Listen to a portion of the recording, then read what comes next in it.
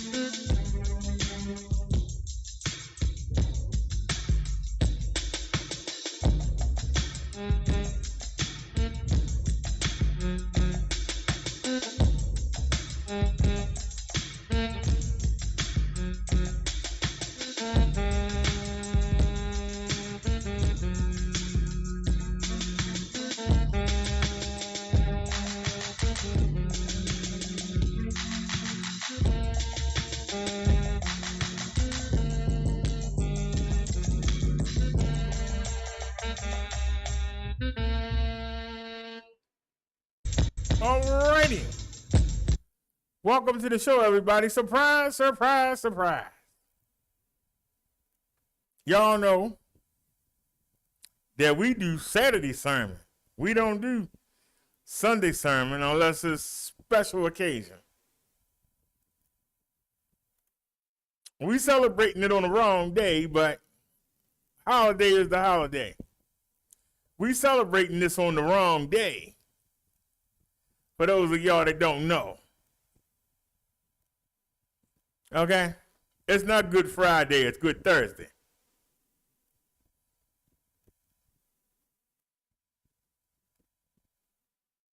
Okay? First day of the week is Sunday.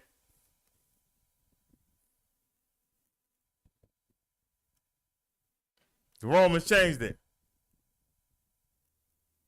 A lot of the fault of this holiday is on the Romans.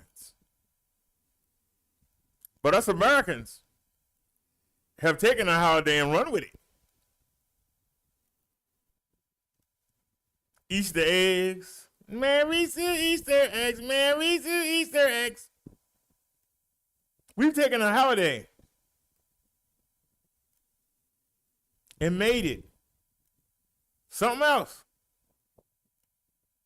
We're supposed to be celebrating Jesus' victory over death. We're supposed to be celebrating the crucifixion and him coming back. That's what Easter is about. It ain't got nothing to do with no Easter eggs. It ain't got nothing to do with the Easter bunny. Some of you sitting in church right now, got your new clothes on, got your Easter clothes on. What that got to do with Jesus dying for you? Some of y'all ain't got the baskets ready for the kids. Y'all gonna do the Easter egg hunt. What's that got to do with Jesus? I'm just asking the question. What does that have to do with Jesus? I'm asking you. What that got to do with Jesus? You're supposed to be his day. But you wearing a bunch of clothes. You got your little hat, your little dress on.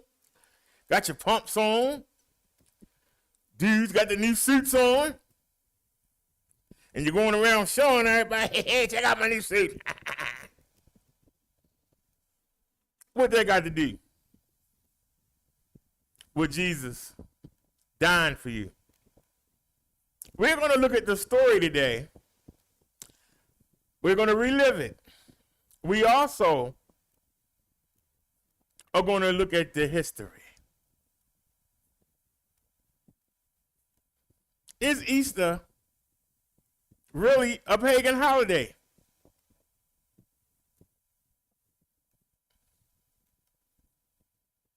Well, we know that the pagans had a goddess, and she was the goddess of fertility. Who's the mammal that pops out the most babies? Rabbits. So the bunny rabbit is now the symbol to bring the pagans into Christianity. And then over the years, as people die, and their children take over, and their grandchildren take over, they have phased out the goddess of fertility. They phased her out. And now it's a rabbit. Wabbit, wabbit. Now a rabbit is the symbol for Easter. What does rabbits having sex got to do with Jesus dying on the cross? What does the fertility of rabbits have to do with Jesus dying on the cross for our sins? What they got to do with it? I'm asking you. What does that have to do with it? It ain't got nothing to do with it. But the Romans wanted everybody in church. And they mixed in some pagan things to draw them in. Because in church, especially through confession, which in itself is a blasphemy, a priest cannot forgive sins. Only Jesus can. But they changed that. At some point, one of the popes said he was God.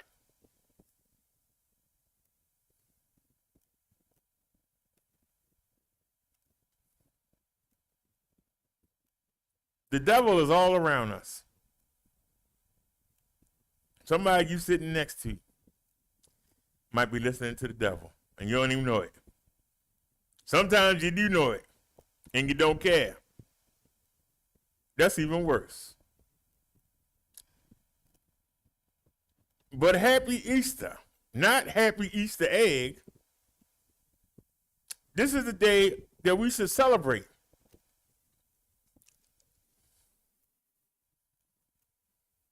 Jesus Christ is the Son of God.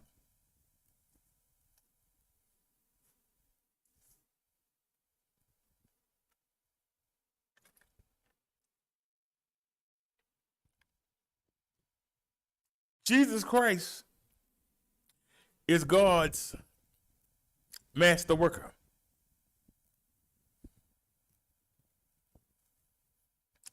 So before we start, let's differentiate, because some people think that Jesus is just a man. There are some people that really believe that. I know in 2021, how is that possible? Because people are silly in 2021. It didn't change. But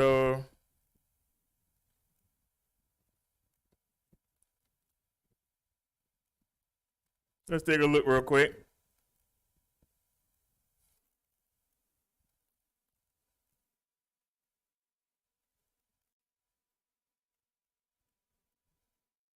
I don't know what translation this is. It don't matter. I'll translate it for you. Let me get myself out of the way here.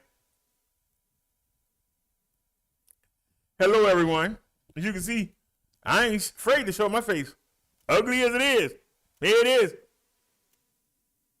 Go make your videos.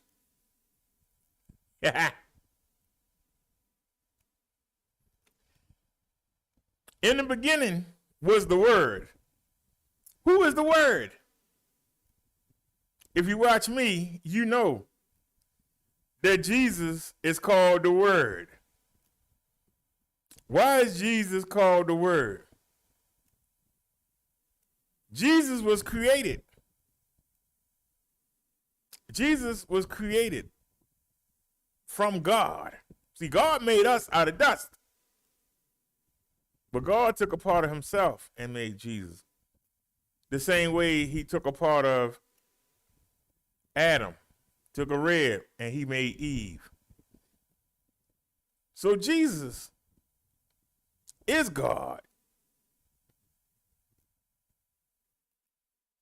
But God has all the power.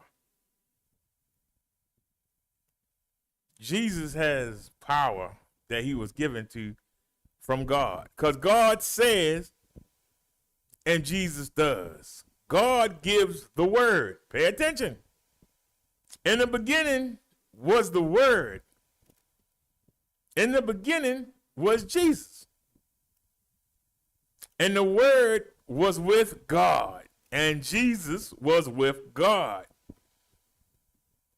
And the Word was God. And Jesus was God. He was with God in the beginning. Who?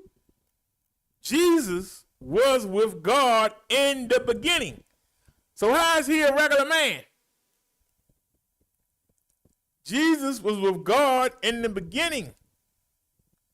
Through him, all things were made. Through Jesus, all things were made. So let's go back to the beginning. In the beginning was the Word. And we know that the Word is another name for Jesus. We also know that the light is another word for Jesus. The Lamb is another word for Jesus. Okay? That's another name, another nickname for him. But let's get back to it. He was with God in the beginning. Through him, all things were made. Without him, nothing was made that has been made. So God says and Jesus does. So God is the general. No, God is the president. And Jesus is the general.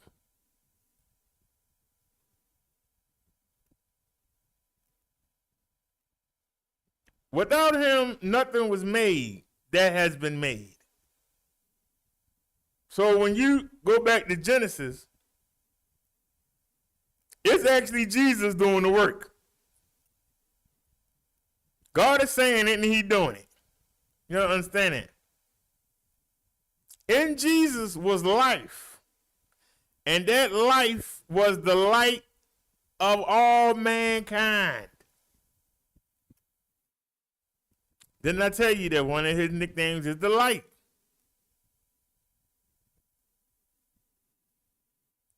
In Jesus was life, and that life was the light of all mankind. The light shines in the darkness, and the darkness cannot overcome it. So when you hear God being referred to in the Bible, especially in the Old Testament, it's really Jesus. God says, Jesus does. When Abraham said that he wrestled with God and he saw his face, he was wrestling with Jesus. When Moses said that he saw God's face, he saw Jesus.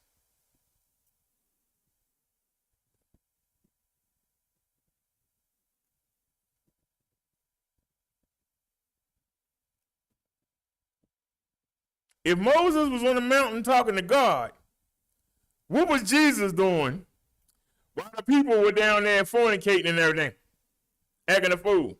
Where was Jesus at? Jesus was up on the mountain with Moses.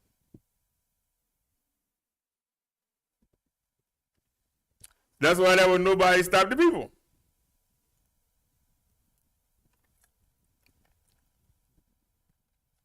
God telling Jesus what to say, and Jesus is passing on to Moses 40 days. The people down there acting a fool. But I want y'all to understand Jesus' importance. There's a reason why we went here.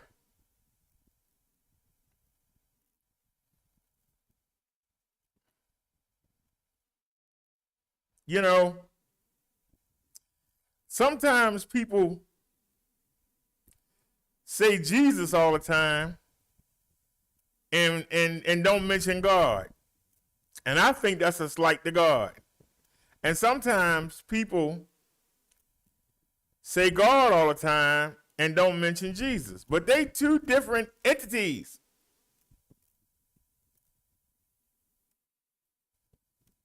But at the same time, you got the Father, the Son, and the Holy Spirit. You got the Trinity. All three are from God. But God is numero uno.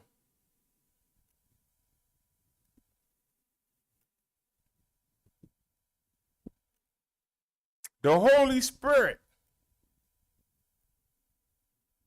is more important than Jesus Christ.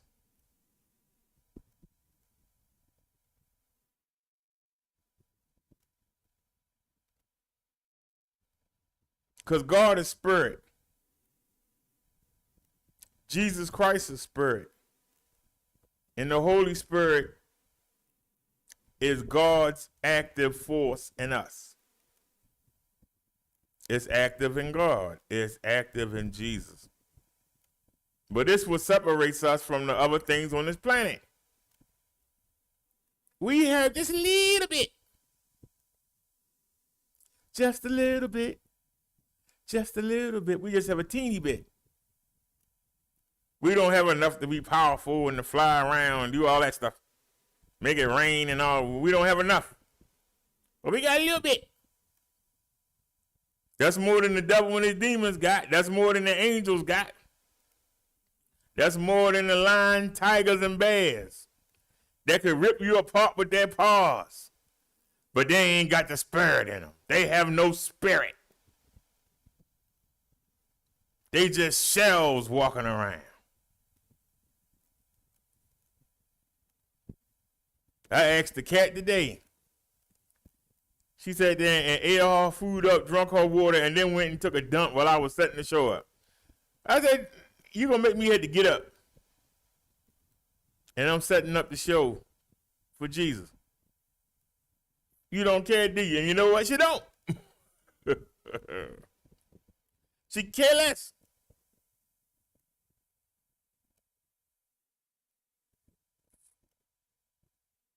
But she a dumb cat. Can't get mad at her. I was irritated, but I couldn't get mad at her. Today is about Jesus. Jesus did something that he didn't have to do. This is the problem that human beings have. When you know that somebody care about you, most people take advantage of them.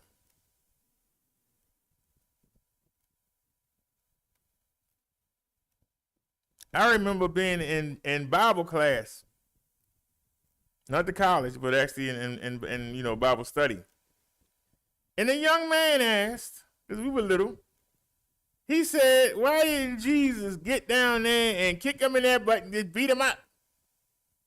This is probably about 1977, 1978.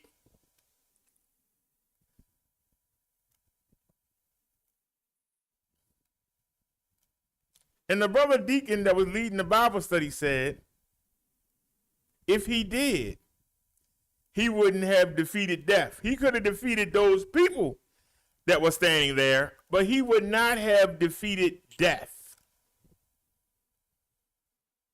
I've never forgotten that.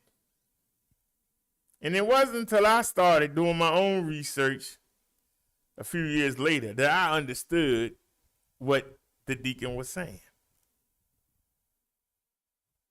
It would have been easy for Jesus to get down off that cross and just start striking everybody. But that wasn't his purpose. Jesus had a mission. He didn't come down here for nothing. He came down here, one, to fulfill prophecy. Prophecy of Zechariah and Jeremiah and Isaiah. He came to fulfill the prophecy, one. And two, he came to defeat death. But Brother Derek, how does him dying defeat death? That doesn't make any sense. Well, yes, it does. I told y'all last night.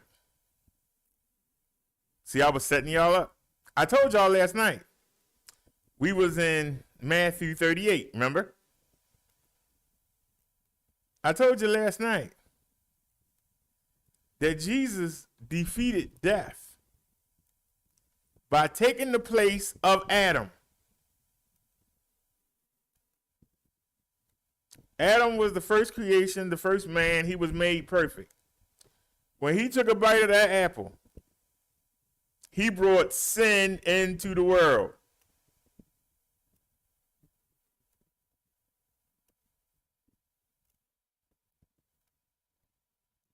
All of his children to this day are still sinning.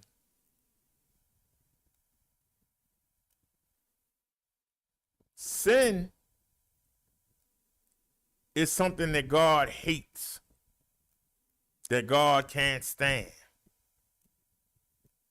Why do you think that there's a Jesus? I don't think he created Jesus for that purpose, but it came after the apple was eaten. Jesus' purpose was really out there. He did with us. God can't stand to look at us in our sinful state. And all of us are always in a sinful state. If you don't have Jesus Christ in you, you in a sinful state.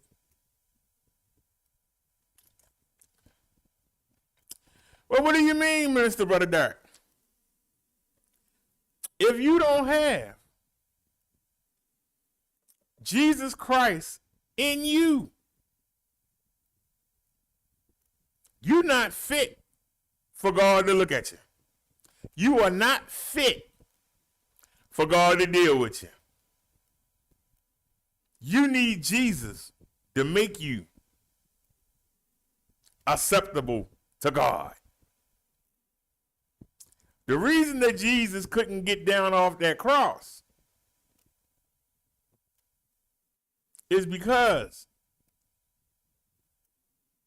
in order to atone, in order to make up, in order to erase, in order to eradicate, in order to eradicate the mess that Adam and Eve started, you needed somebody to take their place.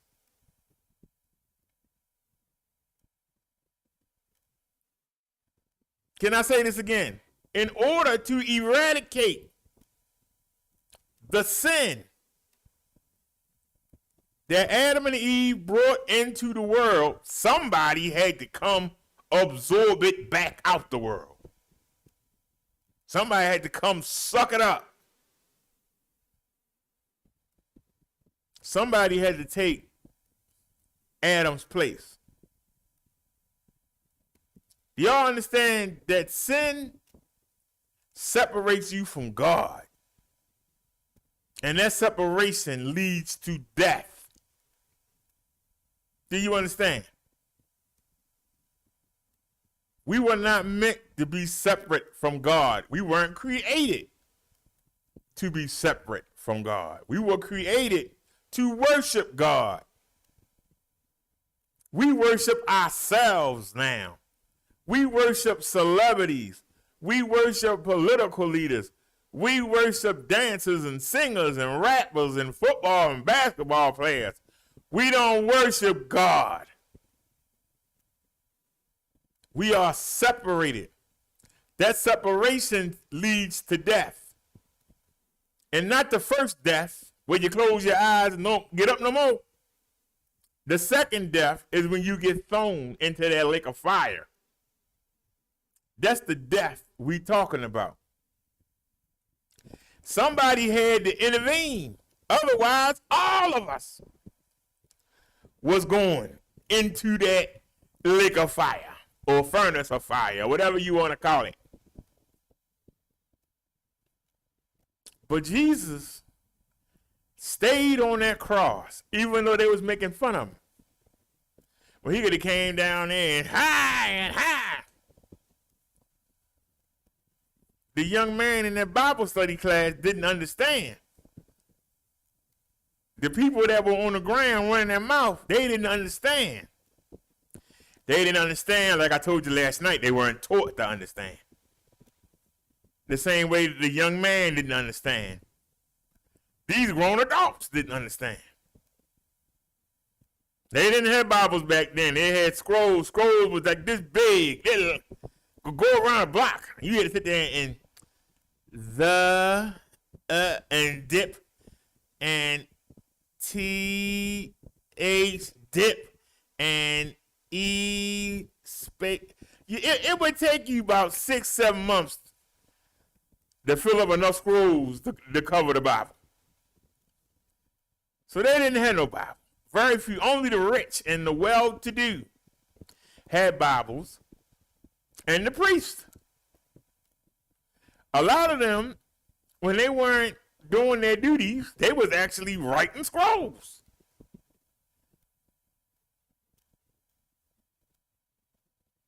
Imagine, if it takes you 6 months to write, just to do the New Testament, it could take you about 3 to 6 months. How that person going to eat? How that person going to feed their family?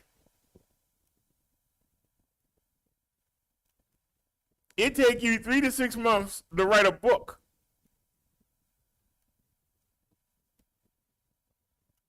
Somebody got to pay you. Somebody got to feed you. Somebody got to take care of you and your family, right? You sitting there all day.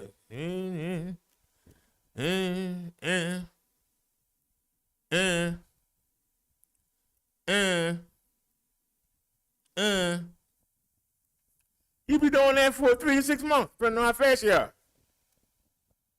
Depending on if they just want a book or they want the whole Old Testament. You imagine how to sit there just. They didn't have Bibles. And the men that were teaching them, the men that supposed to be of God, were themselves. They was working for the devil. They wanted the money. They were con men. That's why I really don't want to be in the church.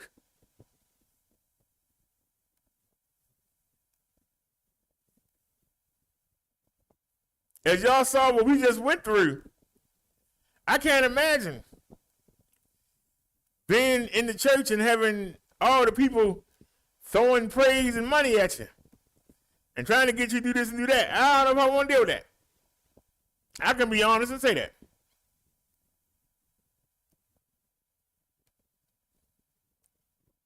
Look how it worked out on YouTube. Can you imagine people you see every week in person? I don't know if I want to get involved in that. I'm being honest with you. But like I told you, they wasn't going to tell the people the truth because wouldn't nobody come. Just like the church is empty now. Don't nobody want to hear it. You talking about what's going to happen when I close my eyes. I'm worrying about how I'm going to get through the day. I ain't got time for that crap. But guess what? You need to make time. Because they're waiting for you. You need to make time. Not get your nails done. Stop worrying about who playing on the football today. Stop worrying about what's going on all my cheerings. The bold and the bashful. Stop worrying about what's going on with the basketball wives and the women of Toledo, Toronto, Georgia, and New York. Stop worrying about what they doing. And get yourself right with Jesus so you can get right with God. Because you keep putting Jesus and God on the back burner. They're going to put you in the burner. I don't come here and tell you a bunch of wishy-washy stuff. Y'all probably dread when I come. If that's the case, I'm doing my job. I'm supposed to be the killjoy.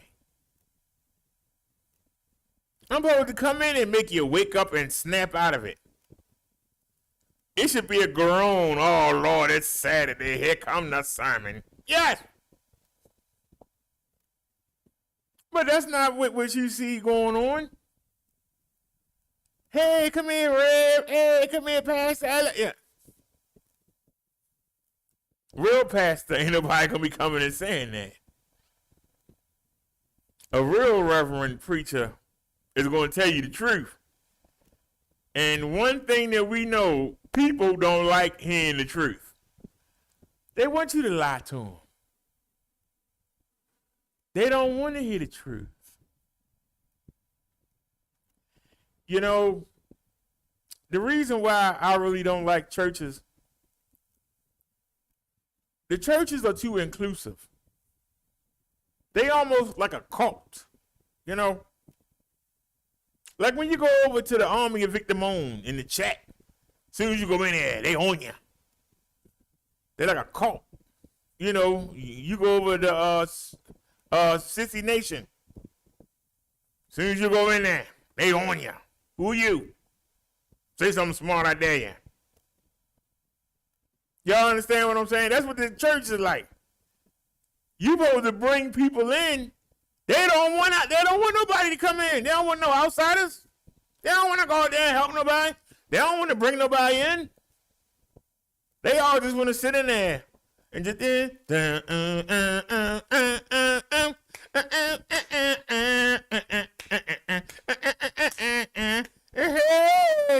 glory, hey. That's all they want to do. They want to be entertained.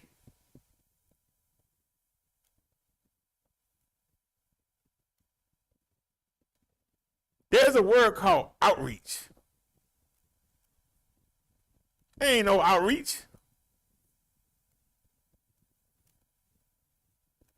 The people that's in the church don't want nobody else to come in. They say it.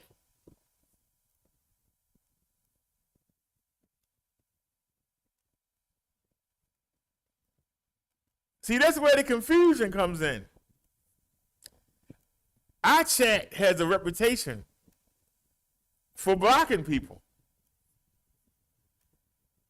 But when somebody comes into the chat, they get welcomed. It's when they start acting stupid that they get put out.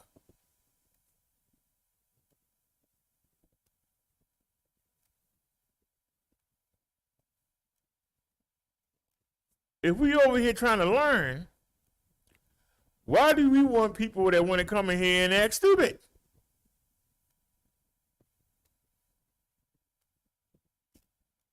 How do you put that together? They ever blocking. I ain't going over there. All they gonna do is block me. Then you admitting that you coming to do something stupid because you expect to get blocked. You only get blocked when you keep saying stupid stuff. If you come over here and act like you got some sense, don't nobody get blocked. Doesn't that make sense? That's too hard. So you don't have no discipline. You can't control yourself. You can't keep your emotions in check. Then why do we want you? We adults here. We don't want no babies. Babies can't control themselves. Toddlers throw tantrum. You won't let me say what I want. I want to call you and you won't let me do it. Why do we want you?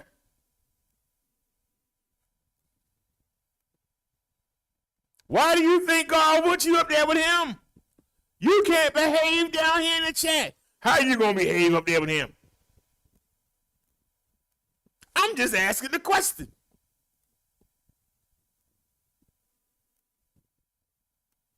You don't have the sense to come in and type and get along with everybody and get your point across. You got to come in and act a daggone fool. Why do you think that they want you up there? I asked it a lot because I know it burns you up because you ain't got no answer for it.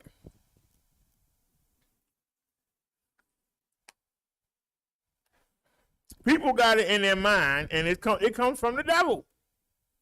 He got you thinking that Jesus and God is worried about you, that Jesus and God is on pins and needles, waiting for you to come see them. No, they're not. If they see any potential in you, they'll send some people every once in a while to try to smarten you up. You don't come? Oh, well. Billion people on the planet. Remember, only 144,000 going. It's a billion people on this planet. Only. Actually, it's more than a billion. Don't the Chinese have 1.3 billion? So you got all these people on this planet, and only 144,000 going, according to the book of Revelation. A lot of y'all playing with your eternal salvation. Well, Jesus stayed on that cross so that you could have a chance to beat death. Jesus does not do that. You go in the furnace.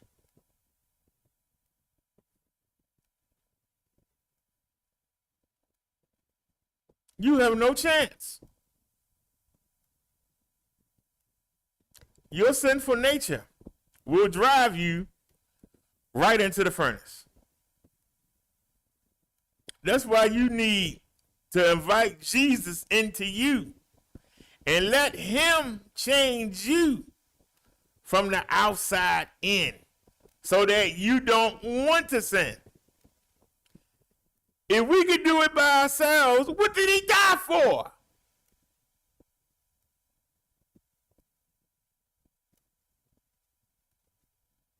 If Jesus could do it by himself, what did he die for?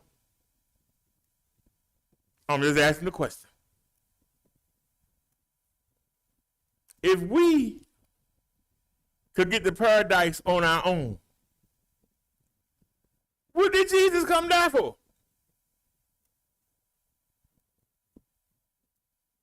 Why did he come down here, show us how to live, die for us?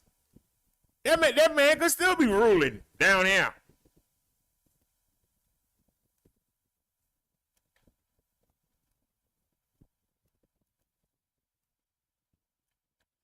I want y'all to think about it.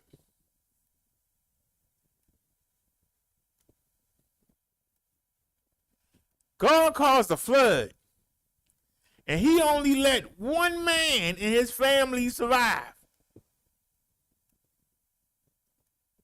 One man and his family. Probably about 20 people, if that. Drowned everybody. 2 of each animal aboard the ship, drowned everything. It ain't take nothing but 3 generations for the earth to be back the way it was. And after God did it, he felt guilty. He said, I won't do it again. Guess what? He did it for nothing. Because 3 generations later, they were right back to doing it. Then they started building. We're not going to wait to go to heaven. We're going to build a tower. And they tried to build a tower trying to reach heaven. This is how stupid people is.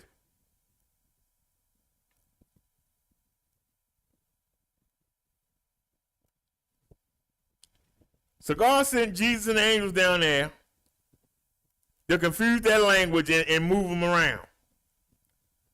And that's how we got the different races. They came down there and mixed us around, made us look different, made us talk different.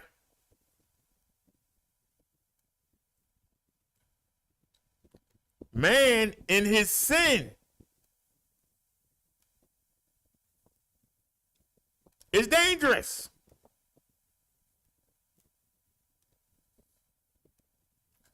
Who invented the airplane? Men. Who invented the automobile? Men. Who invented computers and cell phones? Men. Who invented the bomb? Men. Men in sin are dangerous to the planet.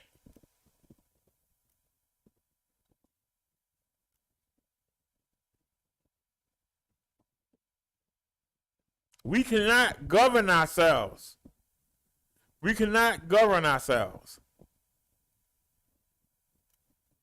People in other countries say that our laws are the best in the world. People in other countries think that we're unified. No, we're not. Go to somebody's Irish home, they got American flag on one side, Irish flag on the other. Go on somebody's Italian home, Italian flag over here, American flag over there.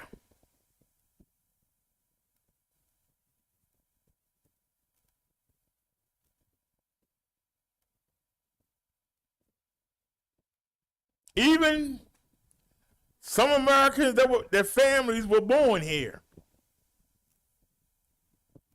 Confederate flag here. American flag sitting right there.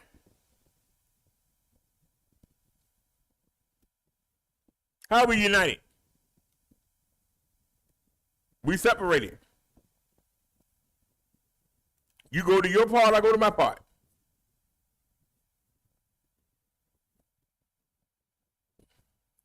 I go to my hood, you go to your suburb. The only time we come together is when there's an outside force.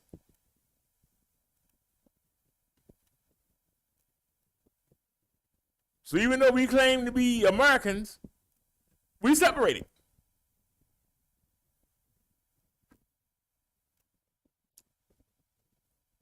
Some of y'all, I don't know by voice, but if we all met together in a room, y'all would know who I am. But how long would it take for you to make your way over to say hi? You're going to come into the room, and you're going to go to people who look like you or who act like you. You're going to go there first. Hey, how you doing? Hey. Then you'll make your family. You'll make your way over. Hey, brother, that. I saw you over here, but I had to say hi to my people first. So even though I got us to all come together, you still had to go to your set first. Go to any party. Go to any gathering. See when the people come in. See how they kiss and hug certain people. And then later on, hey, I know you.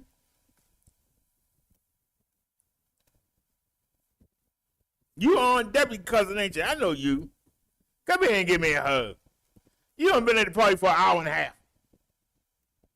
You just saying something to the other people. That's how we do. We go to what we know.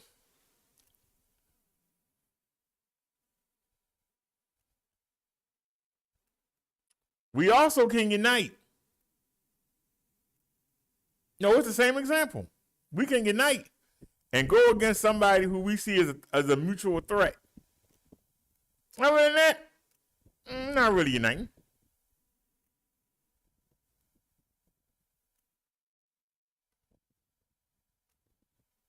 When I was growing up, you couldn't do nothing 5 blocks away and not get in trouble the whole way home and then get beat once you got there. Now, you better not say nothing to my child. I'll bust you on your head. I don't care what my child did. He set your house on fire, too bad. You ain't called the fire department. You better not say nothing to him. You better not touch him. I'm going to come burn the rest of your house down. Burn your car up, too. Yeah. I don't care what my child did. That's your problem. He ain't going to burn my house down. That's all that matters. I was growing up, you could get beat. I told y'all, me and my cousin used to sit. We would always find the pew in the middle. So that if we got bored, we could play games, or do something.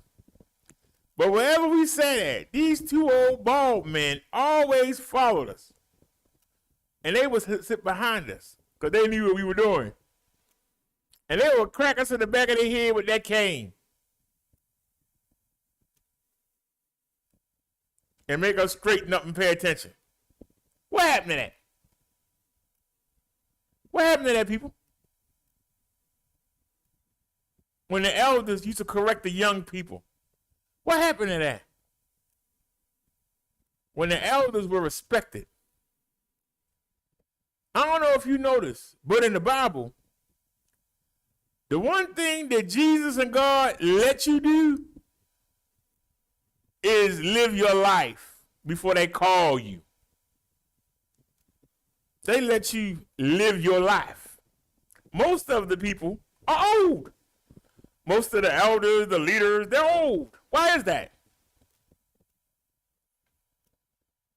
Because they let you do what you want to do and hope you get it out your system so you can come serve and lead. That's why old people had the positions. I remember being young and working and like, why is he over us? We do 3 times the work he do. He don't do nothing. But he did do something. He kept us in line. Whether we want to admit it or not, he kept us in line.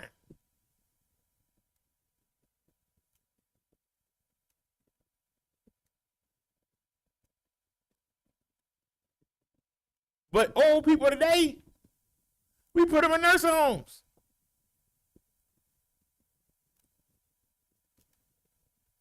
We don't pay them no mind. Get your old butt out my face. Oh, your old back. Yeah.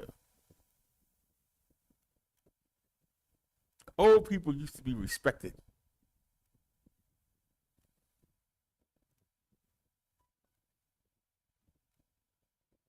You would go ask their advice for something. Don't do it now.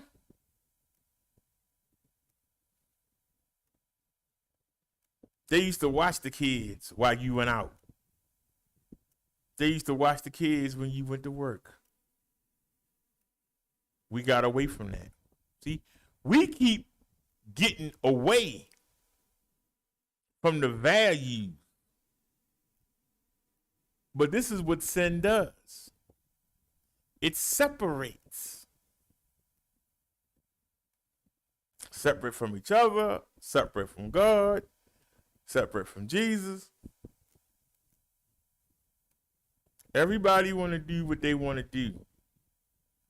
Everybody can't do what they want to do. Nothing would ever get done.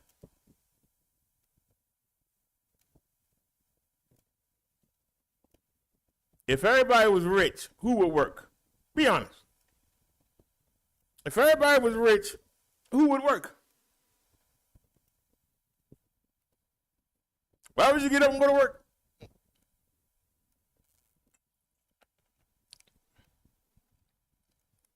Be honest. If everything was perfect, why would we need police?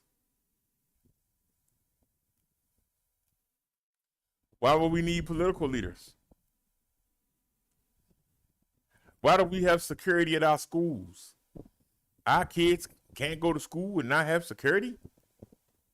Our kids got to go to school and go through metal detectors? This is the world that the devil has created for us. And we willingly gone along and left Jesus and God by the wayside. We made them afterthoughts. And the commandments, we piss on them every day. We piss on the 10 Commandments every day. Only if someone broke a sacred law or was trying to kill you and your family were you allowed to kill somebody. See, people say, well, you say thou shalt not kill, but yet we killing. That's not what that commandment meant. You had to have a real good reason, because biblical days, they stone you in a second.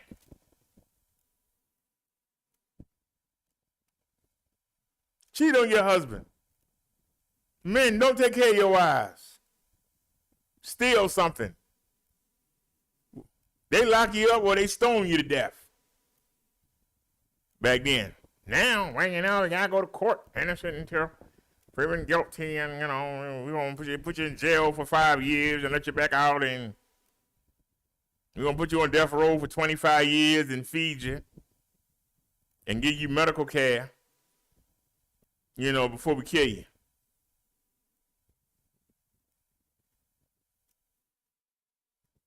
You telling people that's already lazy that they can lay around for 25 years and just keep filing the pills and ain't got to do nothing. Right? That's what we're doing.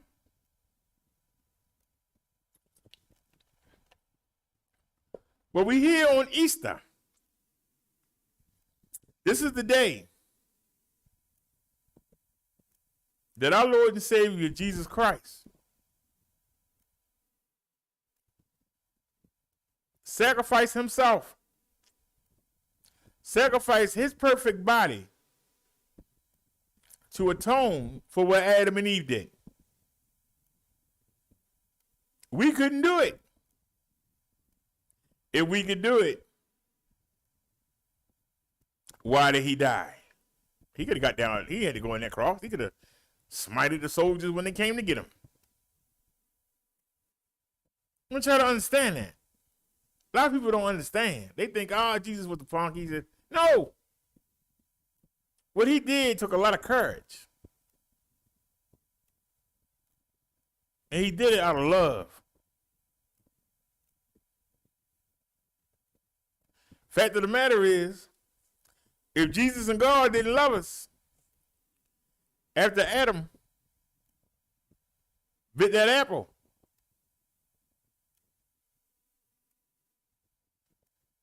they could have just killed him.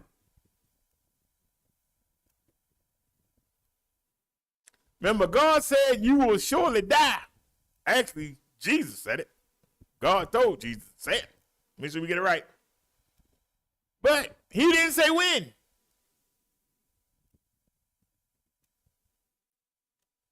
That's the point that y'all don't get. He didn't say when. Adam and Eve lived to be 950 years old.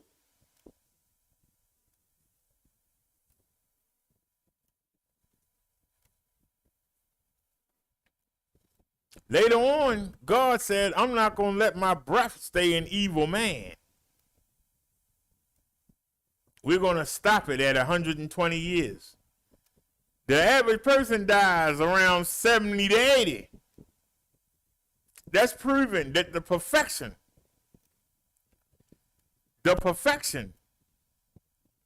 is fading as we get further and further away from God. We're dying sooner.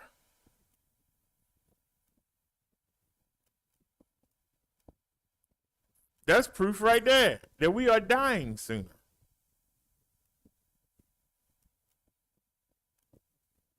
But Jesus gave his life.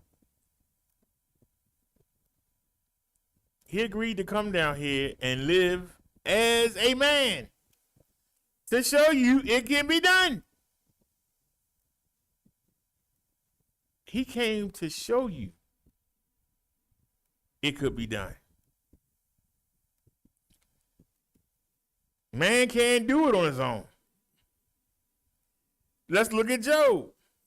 Job supposed to have been the greatest man on earth. He wasn't walking with God. That's why God handed him over to the devil so easily. So even the supposed greatest man on earth couldn't do it.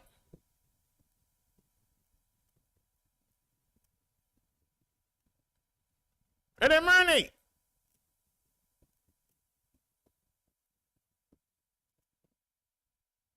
King David had it all. A concubine of 400 virgins. You know how long it would take to sleep? It would take him a year and a quarter to sleep with all them women. And these women were constantly being at it. But yet, he wanted a used up woman, the used up wife of his best friend. He got fresh virgins and he wants somebody used up stuff. We can't do it alone. His son Solomon wasn't no better. He was told you can have anything in the world you want. He said wisdom. And he ain't no better than his damn father because he let the women mess him up. Smartest man and wisest man in the world was no match for the women that listen to the devil. No match. Adam was no match. Abraham was no match.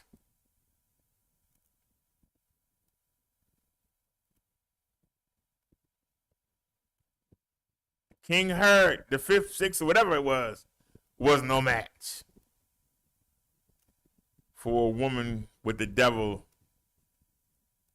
in her mind, telling her what to do. No match.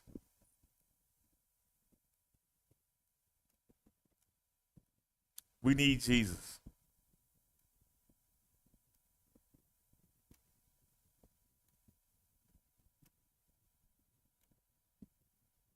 We are no match.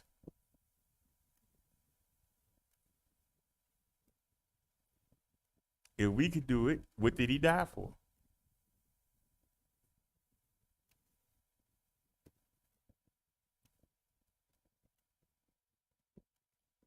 A lot of people say, well, it don't make no sense. Why doesn't it?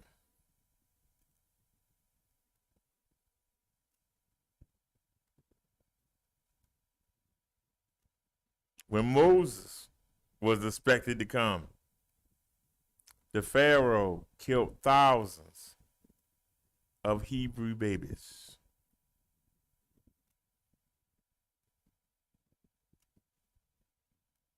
When Jesus was supposed to come, the king killed thousands of babies. See, the devil want to get rid of you.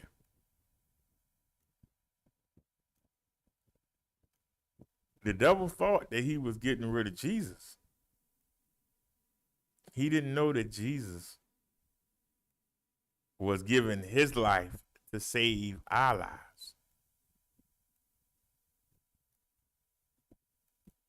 That was the biggest hoax in history.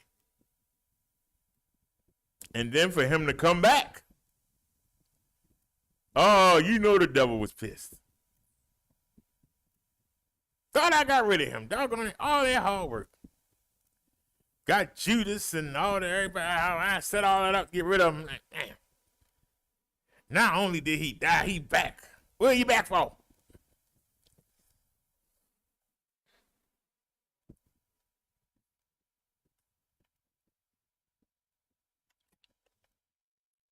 This ain't got nothing to do with the Easter Bunny. It ain't got nothing to do with the fertility god.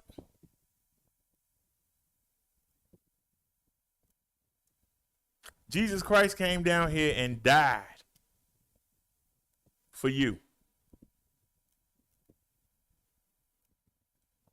He came down here and he died to take the place, a place we couldn't take. We are all marred with sin. We all have sinful desires. You know, if you ain't got no money in your pocket and you walking behind an old woman and she drop a $50 bill,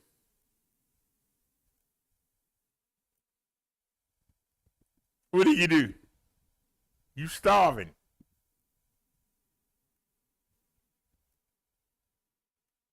What do?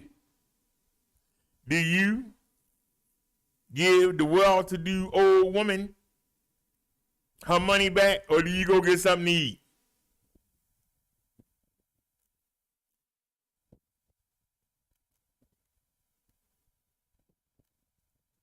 She ain't gonna miss that bill. That we can tell yourself as you go buy something to eat. What should you do? Excuse me, miss. You dropped this. She's going to say, oh, thank you. You should say, if you really want to thank me, could you give me some money so I can go get something to eat? Because this, I could have ate a couple days off.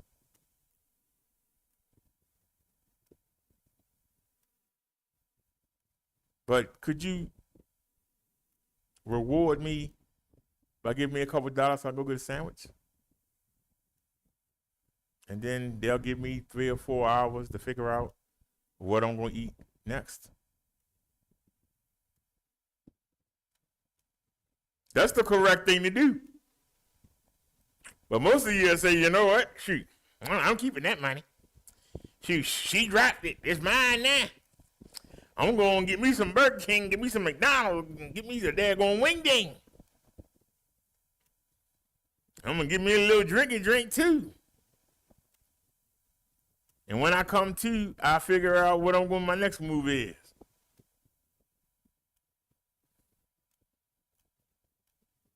Because, see, we have that ability to say, well, you know, she the one that dropped it, so she must not need it.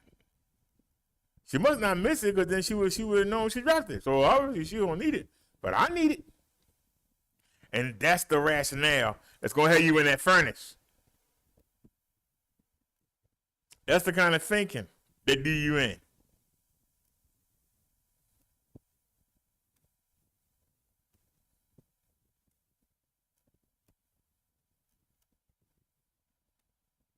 The same way when I went to the store last week.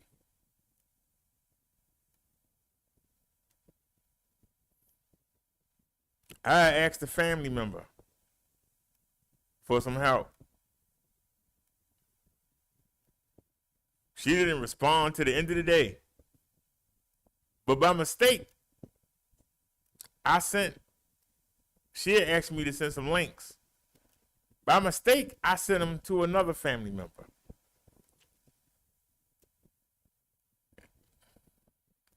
She hit me back and say, I don't need those. And I realized I had sent it to the wrong person. And so I told her. So she came back and she said, well, go check your card. Go ahead and get what you need. So I got everything together. We went down there and came back. I'm doing the show. The other family member must have been out doing something, because they came back. They said, hey, which one do you want?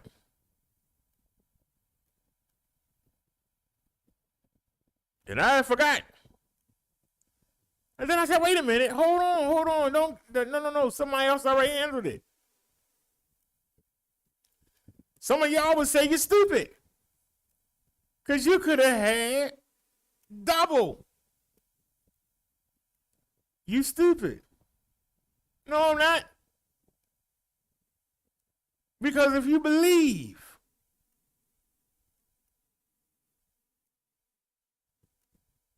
I got what I needed.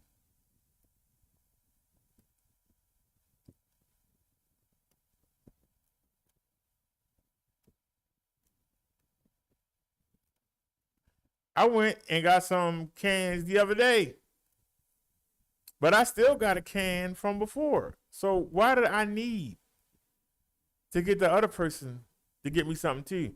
Later on down the road, I might need help again. Suppose those two talk behind the scenes. And then I come ask again. They go, oh, didn't you get double last time? We're not getting enough. But see, that's when you have to not listen to that voice in your head that tell you to get over. Because sooner or later, when you really need help, that's when people are going to say, hey, I ain't fooling with you. You got me last time. You ain't going to call me again.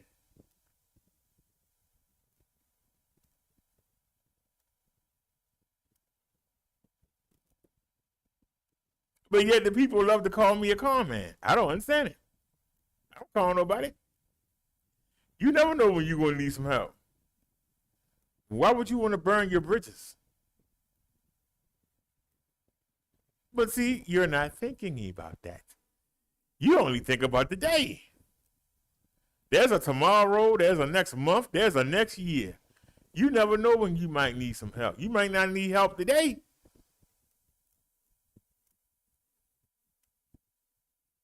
You might need help next week, next month, next year.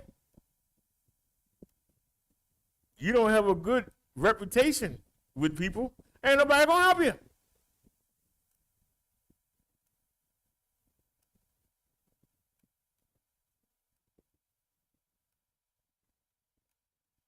Who's gonna want to help you? You treat everybody bad, you get over, try to scam everybody, and then you really need help. Ain't nobody want to fool with you. Ain't nobody gonna want to fool with you.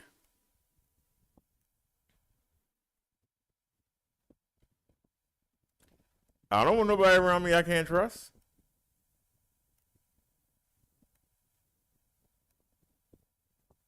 I'm not gonna be at that man in Atlanta and put cameras in every damn room. If I can't trust you, you ain't gonna be around me.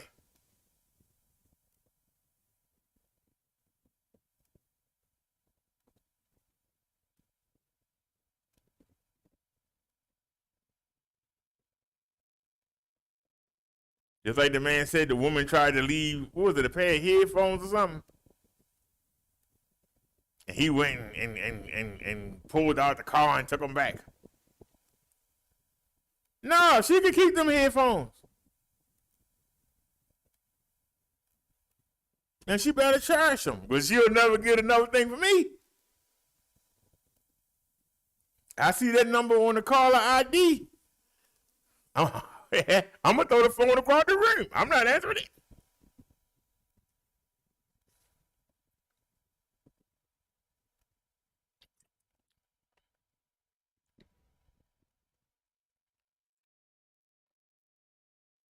Because see, she thinks she got away with something. And if you don't answer her phone calls, she gonna like, well, at least I got something out of it. But you come take it back. And then when she call and try to give you an excuse of why she took it, you ain't gonna answer the phone. That's gonna make her stalk you. Well, you know she's gonna be at your door. It was all a tape player. I don't understand. It's an MP3 player. Got done. Ain't no big deal. You got all that money. You crying about a little tape player. Got done. I was gonna bring it back. No, you let her keep it and tell her, have a nice day.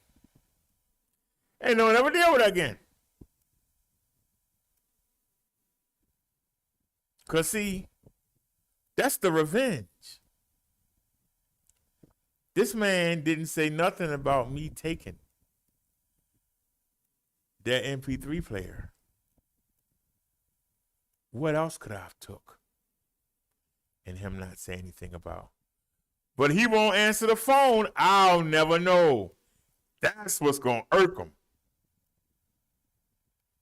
That's why whenever my ex-girlfriend took, I told her to keep it.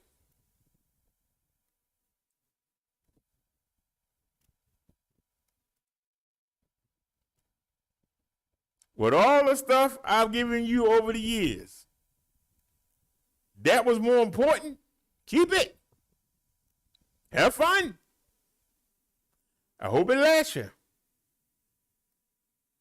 Because it's going to be a day.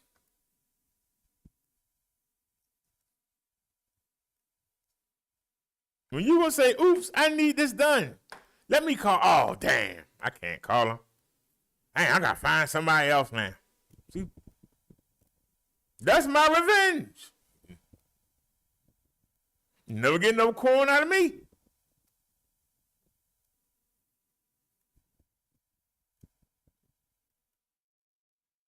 If you need to take something, that means you lacking something consistently. That means you going to need to take something again. Let it be the next man. I did my time.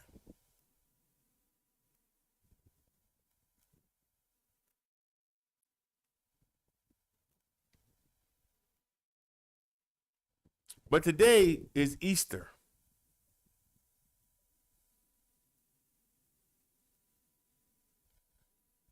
I'm looking forward to go see the sermons that's being done today.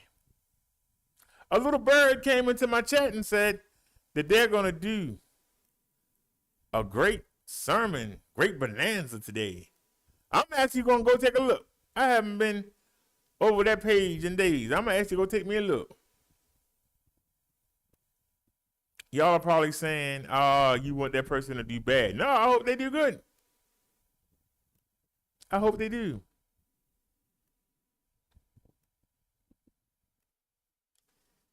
But one thing they can't do is, I've been in front of you for an hour and 16 minutes.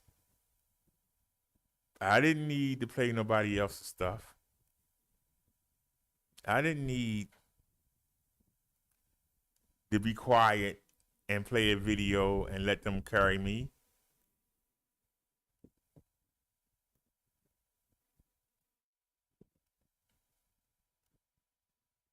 Hour and 16 minutes. Little birdie, can you do it?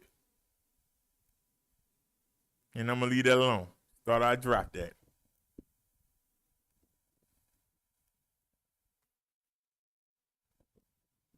Mic drop. Now, let's get back to our topic.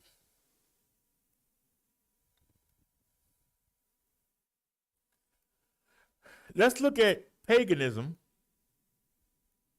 and see what other holidays are paganist. Now that I preached for an hour and 20 minutes, now we can pull up an article. Not really an article, but yeah. Hold on.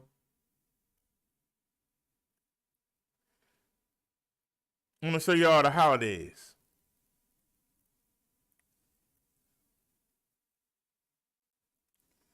Holidays with pagan origins: Christmas, New Year's Day, Easter, the Roman version of Halloween, May 1st, Labor Day, Epiphany or Three Kings Day, St. John's Eve. Now, I haven't heard of Epiphany or Three Kings Day. Let's see what that is. Every January 6th, most Christian churches celebrate the holiday of Epiphany, remembering the visit of the Magi kings to baby Jesus, or according to Eastern tradition, the day Jesus was baptized. The rituals associated with this festivity differ from country to country and involve traditional cakes such as the Three Kings cake, or chalking the house doors with the initials of the Magi kings, or simply attending Mass. In Italy, Epiphany is very popular, particularly among children, and is associated with the special character of Italian folklore, the Befana. The Befana, whose name is actually a corruption of the word Epiphania, is a little old witchy lady who lives in the mountains. During the night before the holiday, she flies on a broom and delivers little gifts, mostly candies, to the good kids. The naughty kids instead only receive coal, even though nowadays the coal is made of sugar. Luckily for the naughty kids. But who is the Befana really? According to Italian tradition, she was a lady who pointed the Magi kings in the right direction for Bethlehem. But if we look back to Roman times, we'll find some very interesting traditions that can explain where the Befana originally came from. The Romans used to believe that during the 12 nights following the winter solstice, the moon goddess, there's the goddess again, Diana, accompanied by two obscure deities, Satia and Abundantia, respectively.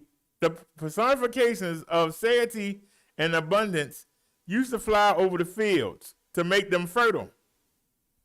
Moreover, the year itself was seen as an old lady, possibly representing Mother Nature itself. Before dying, she would make the last gift of seeds and food to the people as a promise she would be born again in spring.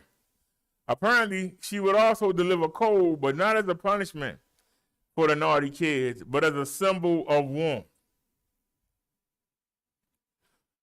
While we here, let's check this out. See, we learning stuff here. I didn't know this. St. John's Eve. Y'all ever heard of that? I haven't. St. John the Baptist holds a few interesting records among the saints. Not only is he the most representative saint in all the history of religious art, but he is also the one and only saint who is celebrated on his birthday instead of his death date.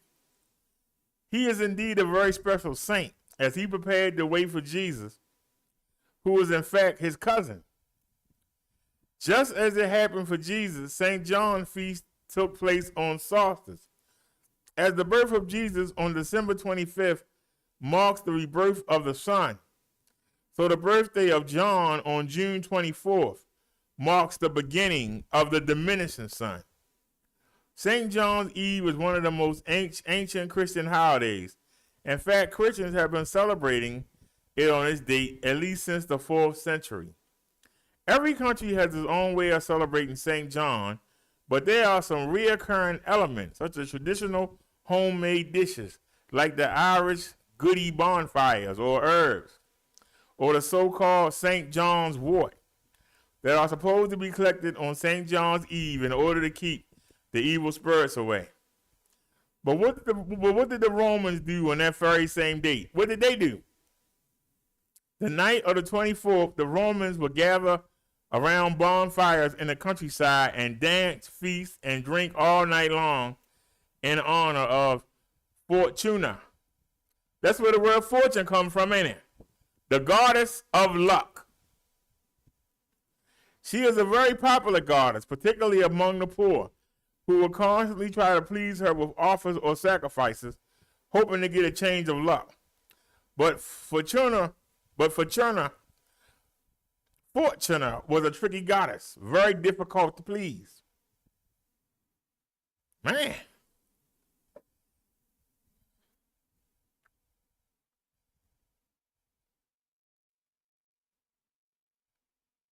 So let's go ahead and check them all out. Christmas.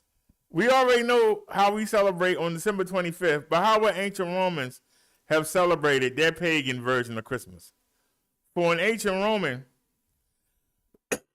December 25th was the time to celebrate Solstice, the unconquered sun.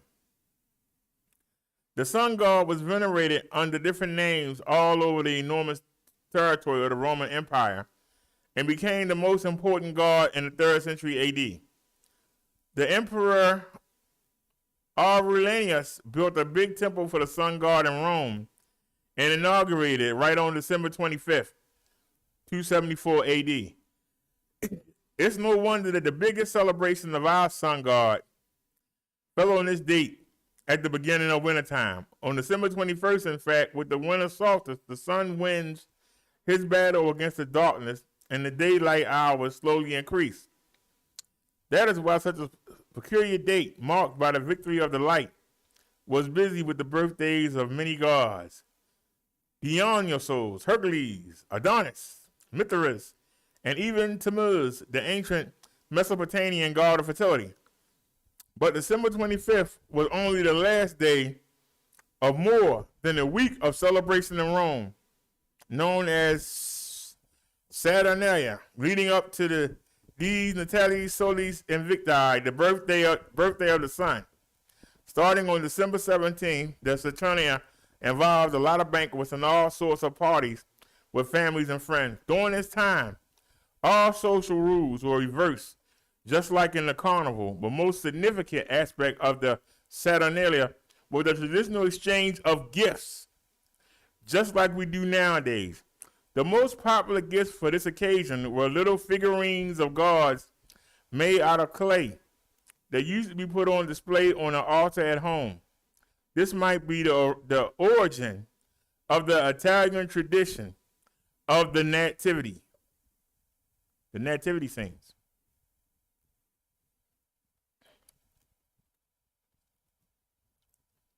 New Year's Day. Let's check it out. Also, for the Romans, New Year's Day was a very important date. But the most interesting fact is that originally, the Roman year didn't start on January 1st, but in March. This was mainly because March was the month dedicated to Mars, the Roman god of war, which was also believed to be the divine father of Romulus, the founder of Rome. Due to extraordinary circumstances in wartime, in the year 153 before Christ, the consul Quintus Fulvius Nobilior exceptionally moved New Year's Day to January 1st for the first time in history. However, it was Julius Caesar in 46 BC, with his Julian calendar, who permanently established the holiday on January 1st. The beginning of the year was dedicated to a very peculiar Roman god named Janus. According to mythology, Janus was the two-faced god of doors. In fact, his name Janus comes from inuana, door in Latin, beginnings and passages. That's why the first month of the year, January, was named after him. On New Year's Day, the Romans would go on a procession to the top of Capitoline Hill. Hey, we got Capitol Hill. Where the priest would sacrifice a white bull to ask for protection from the gods for the new year. Moreover, the priest, the Pontifex Maximus, would offer to Janus a pie made of flour, cereal, cheese, eggs, and olive oil to invoke the god's benevolence. The people would then celebrate by feasting together and wearing something red, which was supposed to bring good luck and fertility. All right, today's Easter, so let's check that out. Hey, what happened? Easter is a very peculiar Christian holiday which doesn't fall on a specific date as all the other festivities, but it is based on the cycle of the moon. In fact, it falls on the first spring Sunday after the new moon. The Jewish root of the Christian Easter holiday are widely known. The Christian festivity is in fact connected to the holiday of Passover, which has its foundation in the exodus of the Jews from Egypt. But many traditions associated with Easter show completely different and pagan in origins. In fact, the word Easter itself comes from the name of Esther, or Esther, the German goddess of spring. The famous Easter eggs and the Easter bunny, which is supposed to deliver candy to the kids, were originally associated with Esther as symbols of rebirth and fertility. What about the Romans? The Romans had a spring holiday around March 15th dedicated to Anna Perenna, a pretty obscure goddess who was variously identified with the moon, or with some Etruscan mother goddess. Most importantly, she was the deity of the circle of the year, given that our holiday will fall right on the first day of the year according to the original Roman calendar. It was customary to celebrate meals with family and friends, particularly in the woods, sacred to Anna Perenna. On this occasion, the Romans would drink a lot of wine since it was believed that each cup would lengthen their life by one full year. A traditional way of honoring the goddess, as she was also associated with the idea of fertility and rebirth, was for couples to make love by the river. Boy, them Romans was freaks. Now, check out the version of Halloween. Everybody knows the Halloween traditions originated from the ancient Celtic festival of Samhain, but did you know that the Romans had something very similar and probably even creepier? Nowadays, we have only one day dedicated to the memory of the dead on November 2nd, while the Romans had multiple occasions during the year to try and reconnect with their past loved ones. In February, the week from 13th to the 22nd was entirely dedicated to visiting the dead, bringing food offers to the grave.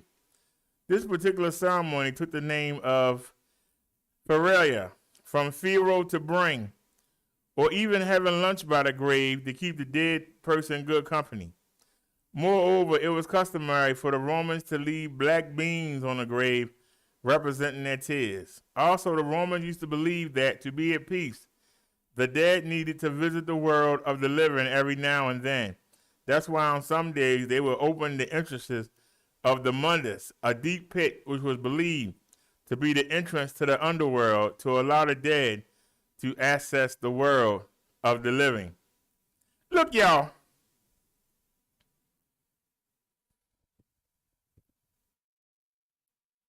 When I tell y'all the Romans were sickos, y'all kind of roll your eyes. I can see ya.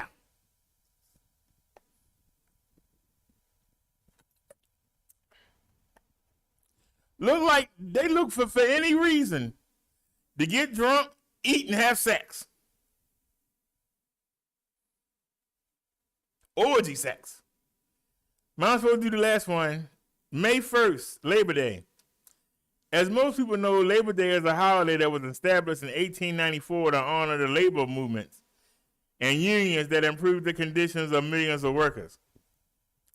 It does seem very modern, right? But it's not. In fact, May 1st was widely celebrated in ancient times too. For the Romans, May 1st was dedicated to Mala, an ancient goddess associated with the element of fire and with fertility. The entire month was and still is named after her. Interestingly enough, Maya was considered a mother goddess, and that's the reason why after the Christianization of the Roman Empire, the church decided to convert the ancient festival of Maya into a holiday dedicated to another heavenly mother, the Virgin Mary. Them Romans a trip.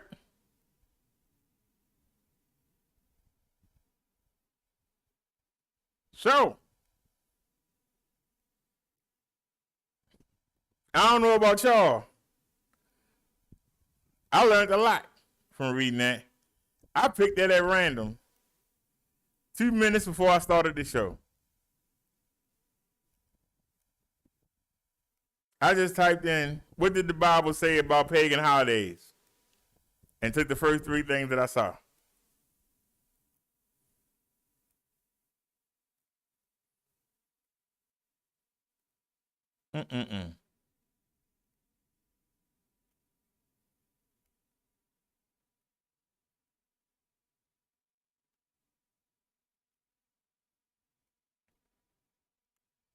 All right. Now, we was in Matthew 36 yesterday. We're going to Matthew 26. We going back. When Jesus had finished all these things, he said to his disciples, as you know, the Passover is 2 days away, and the Son of Man will be handed over to be crucified. Then the chief priests and the elders of the people assembled in the place of the high priest, whose name was Caiaphas. And they schemed to arrest Jesus secretly and kill him. But not during the festival, they said, or they may be rioting among the people. While Jesus was in Bethany in the home of Simon the leper, a woman came to him with an alabaster jar of very expensive perfume, which she poured on his head as he was reclining at the table. When the disciples saw this, they were indignant. Why this waste, they asked. This perfume could have been sold at a high price and the money given to the poor. Aware of this, Jesus said to them, why are you bothering this woman? She has done a beautiful thing to me. The poor you will always have with you, but you will not always have me. When she poured this perfume on my body, she did it to prepare me for burial. Truly I tell you, wherever this gospel is preached throughout the world, what she has done will also be told in memory of her. And I guess that we just did. Then one of the 12, the one called Judas Iscariot, went to the chief priest and asked, what are you willing to give me if I deliver him over to you? So they counted out 30 pieces of silver. From then on, Judas watched for an opportunity for an opportunity to hand Jesus over. Let's stop right here a second. We're leading up to the crucifixion, which we're supposed to be celebrating today. Not no Easter bunny. So the devil entered Judas Iscariot and told him, well, you know, since Jesus ain't leading no revolution, since Jesus ain't trying to help y'all fight and get rid of these Romans and take your land back, maybe you should turn him over and get some money off of it. And that's what he did.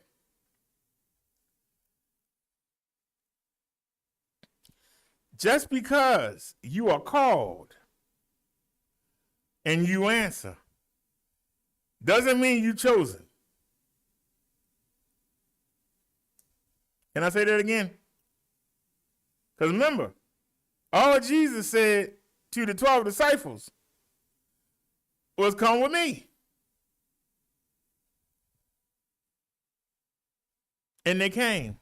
That was the requirement. To be a disciple and teach the word of God, you just got to be willing to do it. You got to be willing to do it, and you got to be faithful in doing it.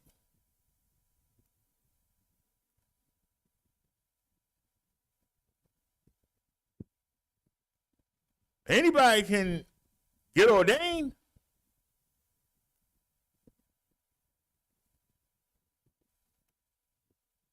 So Judas Iscariot was one of the 12 disciples. He was one of the first 12 ministers.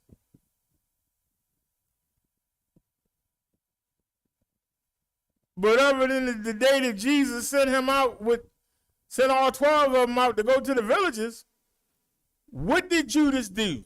Nothing. What is it wrote down that he did? Nothing. What is Judas known for as far as preaching? Nothing. But he's one of the first 12 ministers of Jesus. Just because you got the title don't mean you're going to do anything with it. Just because you got the title don't mean you're going to do anything with it. There's a whole lot of people that got the title of minister. Don't mean nothing. Jesus said you ought to produce good works. That's why I love when they call me fake minister. I have bore fruit. I got works up. It kills their argument. Kills it. They don't have no answer. Like, where your works at? I got hundreds of videos up. Showing my work. Where's your body of work? That's why I throw it at them. Y'all might get tired of hearing me say it, but it shuts them up. They ain't got no answer. Well, you know, no. Where's the body of work? The same way black women like to call themselves queen. Other than their house with their bastard kids, where they the queen at? What are they queen over? You got thugs going around calling themselves kings. Don't even own the corner they stand on and sling at. What do you own? Who's bowing down to you? But you call yourself king.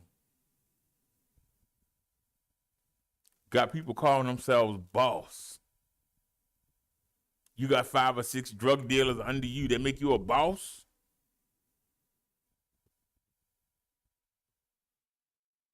Who you answering to? You answer to somebody, you ain't a boss.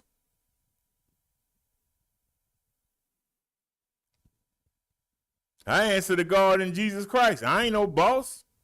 They the boss. I represent them, but they the boss.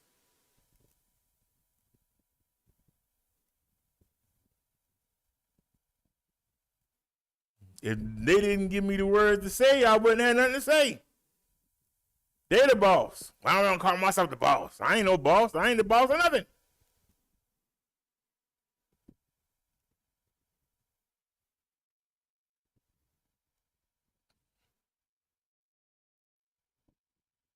My ex-girlfriend used to say to me all the time, why you always say we? It's your show. No, it ain't. It's our show. Anybody that contributed, whether they watch it, whether they donate, whether they be a member, if they've contributed, they own part of the show. It's our show. That's why I say we. I say our show. I don't say my show. If it was just my show, we'd still be using the Obama phone. And the hat still be on the wall behind me. If it was just my show. It's our show. Anybody that helped out with the platform, they own a part of the show.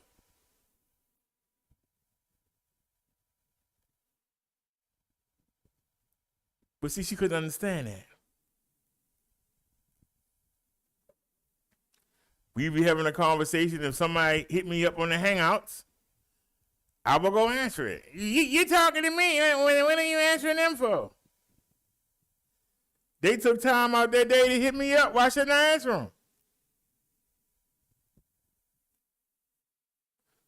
The same way Jesus told the disciples when they cried about that woman putting the perfume on her head.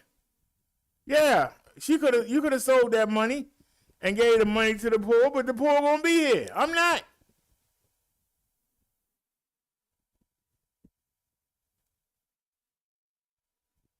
If somebody hit me up and I don't answer them, they might not hit me up again.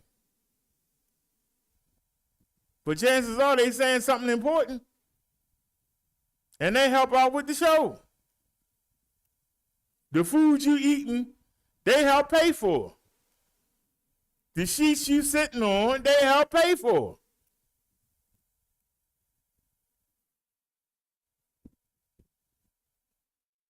Ma'am, you might not be here tomorrow, but they will. Why would I put you first when all you do is take? You actually taking from them right now and complaining about it. Why would I put you first? Just asking anybody. Anybody want to answer that? On the first day of the festival of unleavened bread, the disciples came to Jesus and asked, "Where do you want us to make preparations for you to go eat the Passover?" He replied, "Go into a city to a certain man and tell him, the teacher says, my appointed time is near. I'm going to celebrate the Passover with my disciples at your house." So the disciples did as Jesus had directed them and prepared the Passover. When evening came, Jesus was reclining at the table with the 12. And while they were eating, he said, "Truly I tell you, one of you will betray me." They were very sad and began to say to him one after another, "Surely you don't mean me, Lord." Jesus replied, "The one who has dipped his hand into the bowl with me will betray me. The Son of Man will go just as it is written about him. But woe to that man who betrays the Son of Man. It'd be better for him if he not been born." Then Judas, the one who would betray him, said, "Surely you don't mean me, Rabbi." Jesus answered, "You have said so." While they were eating, Jesus took the bread that he had, when he had given thanks, he broke it and gave it to his disciples, saying, "Take and eat. This is my body." Then he took a cup, and when he had given thanks, he gave it to them, saying, "Drink from it, all of you. This is my blood of the covenant, which is poured out for many for the forgiveness of sins. I tell you, I will not drink from this fruit of the vine from now on to that day when I drink it new with you in my Father's kingdom." For those of y'all who don't understand, anybody that's ever been to a Catholic church, they actually have wafers. And they give you a little wafer. And they give you a little cup with some juice in it. They're supposed to represent the body and the blood of Jesus Christ. The Catholics actually put that into their ceremony. This ceremony that Jesus is doing as a Baptist, we only did this on Easter. On Easter, we would do this ceremony, but the Catholics do it every service. We only did it on Easter.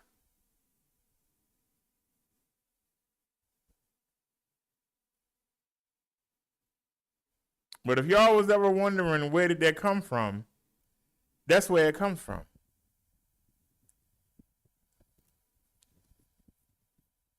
It said the Romans used wine. And any excuse to drink wine, the Romans was going to take it. In honor of you, Jesus, give me another one. Give me another shot. When they had sung a hymn, they went out to the Mount of Olives.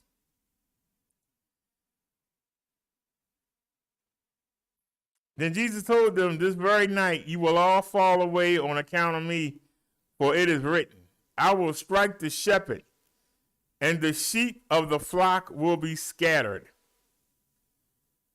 But after I have risen, I will go ahead of you into Galilee. Peter replied, even if I fall away on account of you, I never will. Truly I tell you, Jesus answered, this very night before the rooster crows, you will disown me 3 times. But Peter declared, even I have to die with you, I will never disown you. And all the disciples said the same. This is why you can't depend on man. Because as you're going to see, didn't none of them keep that promise.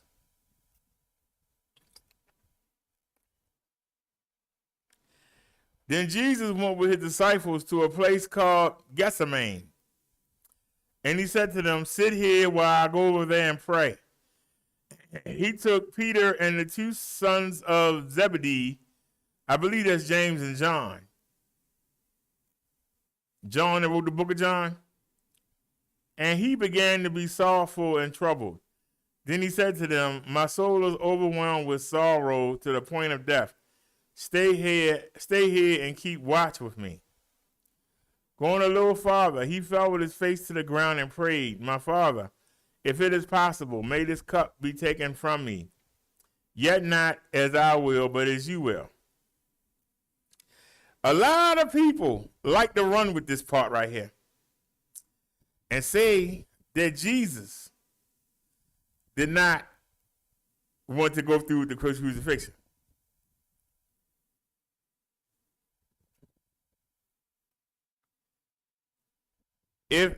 Imagine you were Jesus and you had all the powers and you was down and you was able to help people out and do things and teach things. And now it's all coming to an end. See, it's one thing to not know when you're going to die. It's a total other thing to know when you're going to die. Because when you know you're going to die, you start thinking, what else could I have done? Could I have done this? Could I have done that? Could I have done this better? You know? So he was troubled.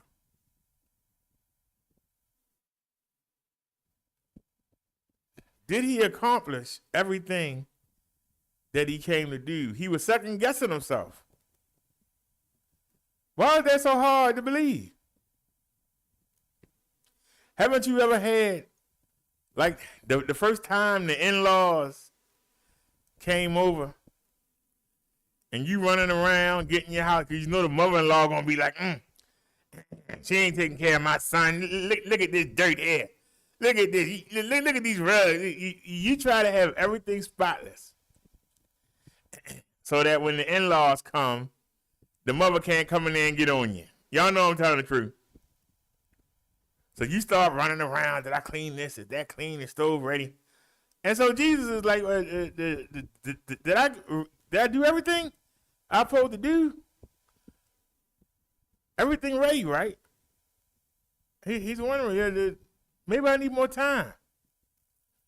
And no, it's going to get done today.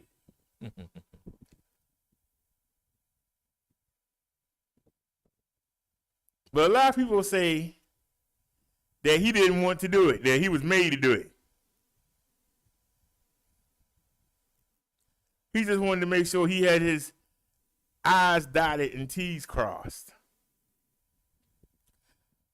Then he returned to his disciples and found them sleeping.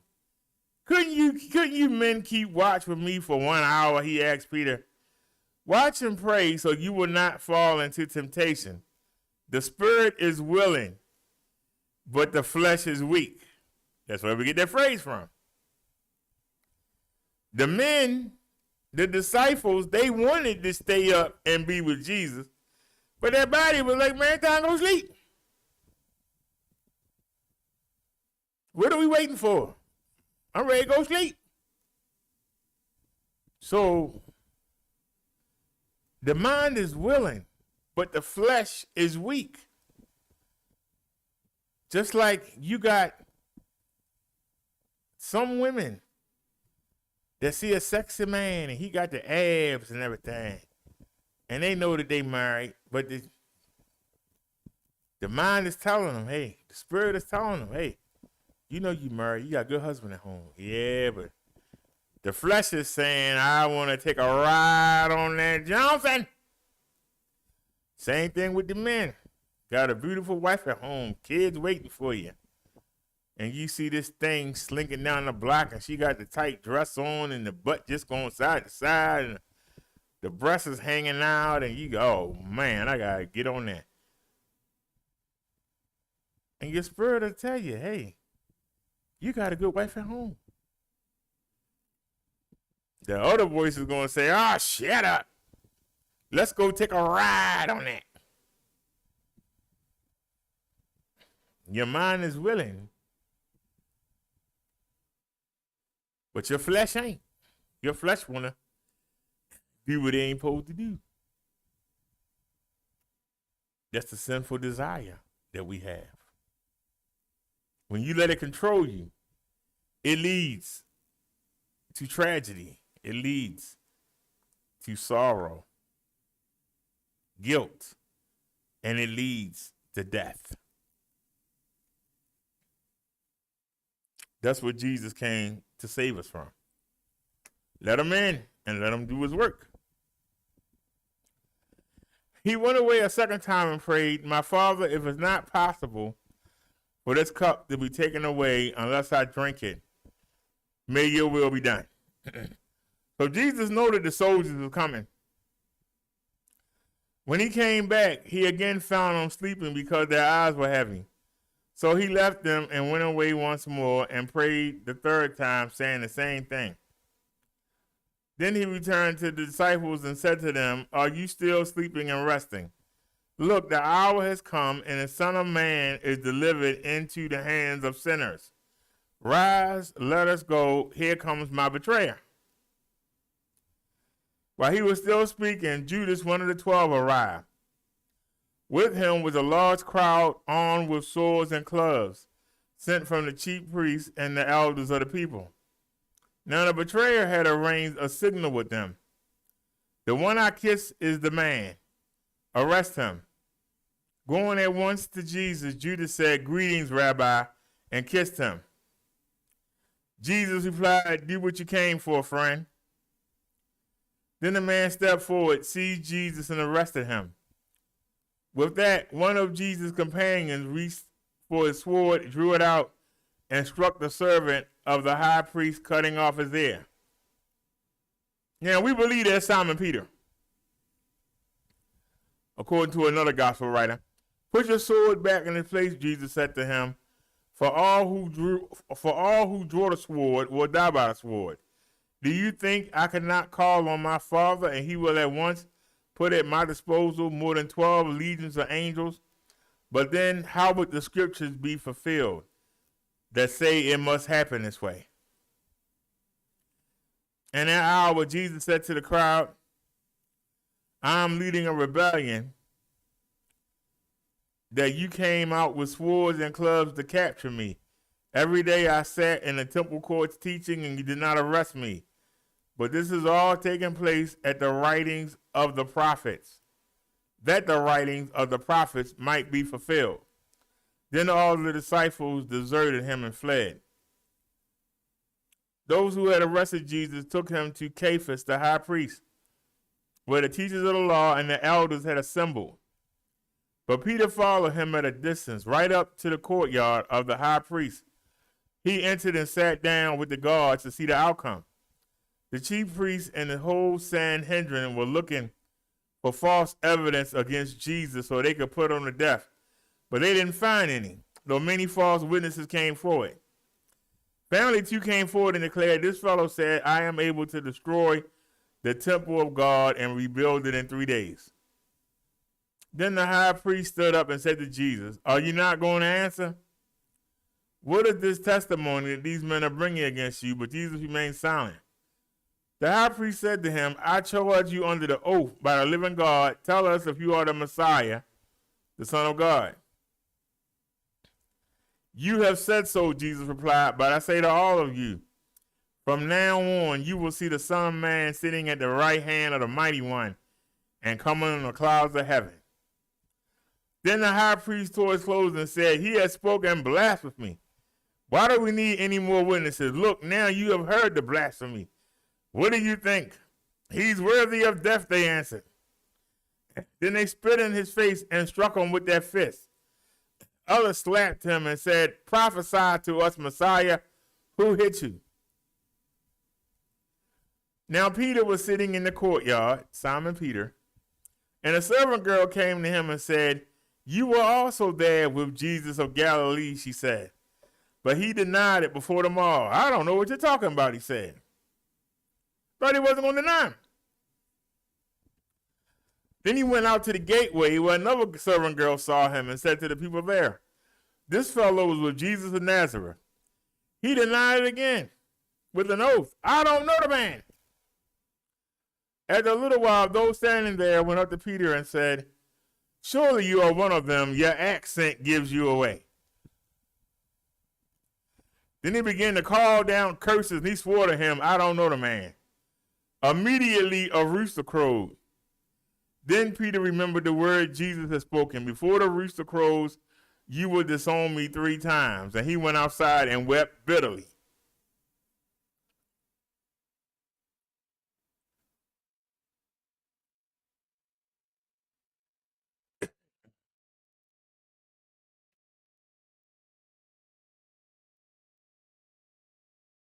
Early in the morning, all the chief priests and the elders of the people made their plans how to have Jesus executed. So they bound him, led him away, and handed him over to Pilate, the governor.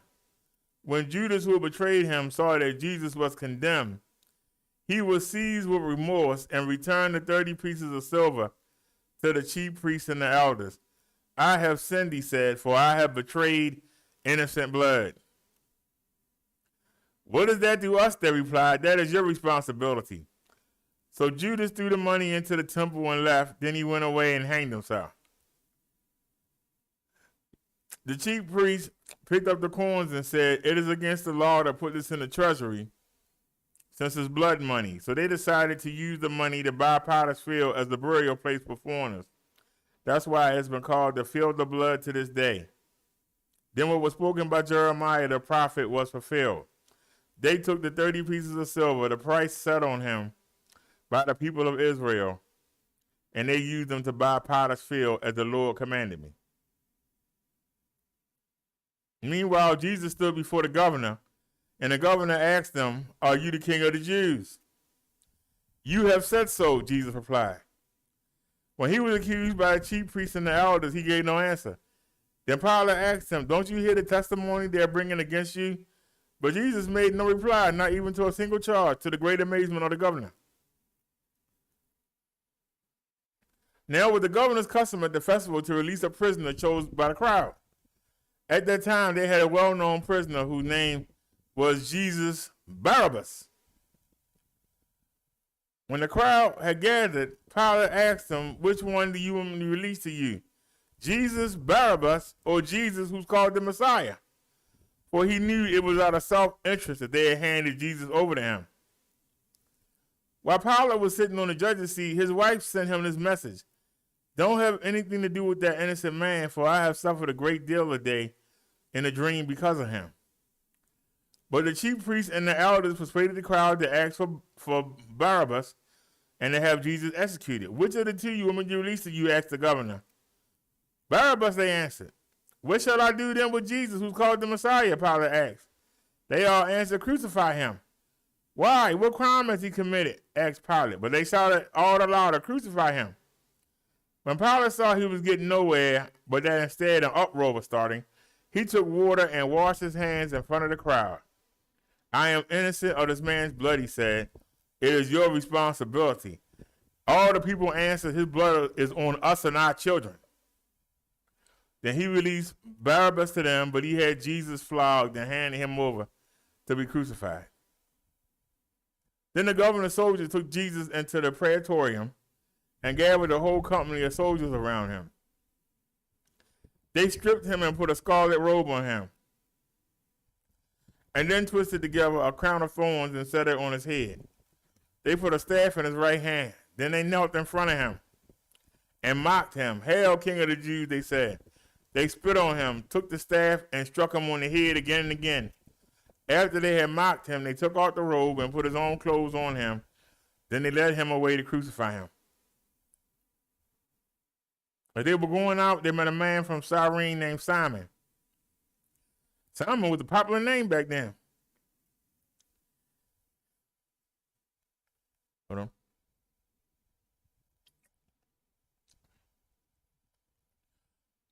They met a man from Cyrene named Simon. They forced him to carry the cross. They came to a place called Golgotha, which means the place of the skull. There they offered Jesus wine to drink, mixed with gall. But after tasting it, he refused to drink it. When they had crucified him, they divided up his clothes by casting lots. And sitting down, they kept watch over him there. Above his head, they placed the written charge against him. This is Jesus, the King of the Jews. You know, a lot of people had a problem with them putting that sign there. But the soldier said, that's what you accuse him of. And it's going to stay there. So people was in their feelings about that. Now, this is where we was last night. Anybody that watches the Saturday sermon, we right up to where we was last night. See how I lead y'all into these things? 2 rebels were crucified with him, one on his right and one on his left. Those who passed by hurled insults at him, shaking their heads and saying, you who are going to destroy the temple and build it in 3 days, save yourself. Come down from the cross if you are the Son of God. In the same way, the chief priests, the teachers of the law, and the elders mocked him. He saved others, he said, but he can't save himself. He's the King of Israel. Let him come down now from the cross, and we'll believe in him. He trusts in God. Let God rescue him now if he wants him. For he said, I am the Son of God. In the same way, the rebels who were crucified with him, the criminals, they also heaped insults on him. Now, this was the basis of my sermon yesterday.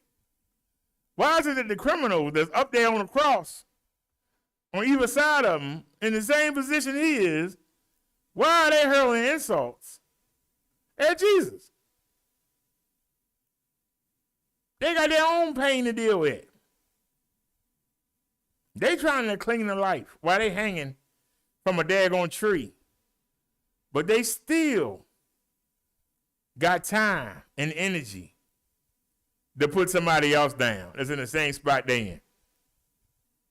They ain't doing no better. At least the people that were down on the ground, after it's over, they go home. But you ain't going home. But you're not worried about that. You're more worried about the man next to you.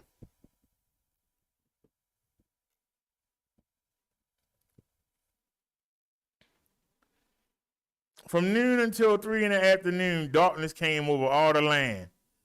About 3 in the afternoon, Jesus cried out in a loud voice, Eli, Eli, lema sabachthani, which means, my God, why have you forsaken me?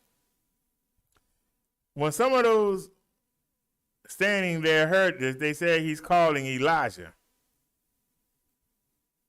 Elijah is one of God's prophets.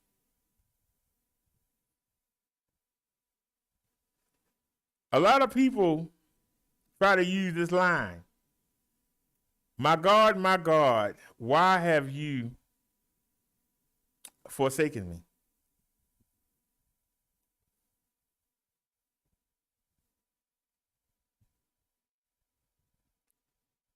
A lot of people, the Spirit is telling me this. So anybody want to come challenge the Spirit, come on.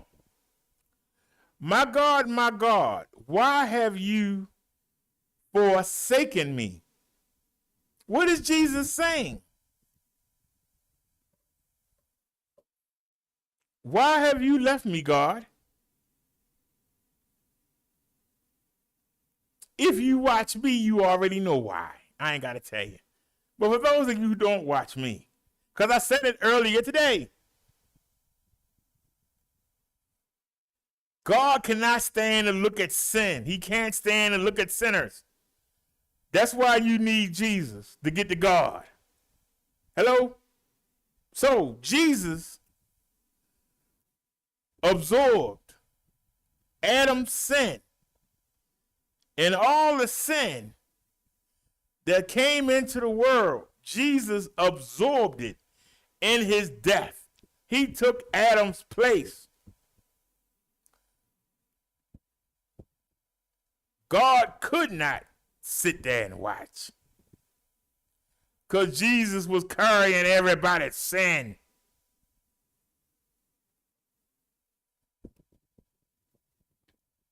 I know y'all never heard that before, because the Spirit just told it to me. It's amazing what you learn on the Brother Derek Show.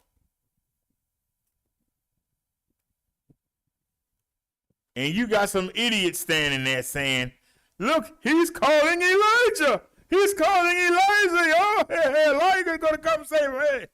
You guys, because they weren't taught. They weren't taught by the clergy. They didn't even understand what was going on. Nobody did, not even the devil. Not even the devil knew what was going on. But he asked God, why did he leave him? Because God cannot stand to be around sin. In the Old Testament, before Jesus, when you would sin, or if you thought you had sinned, you would sacrifice an animal, and that animal would die on the altar instead of you. The penalty for sin is death. A human being is much more important than an animal. So you were able to sacrifice the animal in your place. It had to be a perfect animal, no defects, no limping, no scars, no pimples on. It had to be perfect. It had to be a perfect animal, the same way Adam was a perfect man, the same way that Jesus was a perfect man. But now we don't have to sacrifice an animal in our place. Jesus took our place. He took Adam's place. And everybody in between. He absorbed all the sin. That's why God could not be there. God had to leave. It was too much sin for him. Does that not make sense to anybody? Or does that not make sense?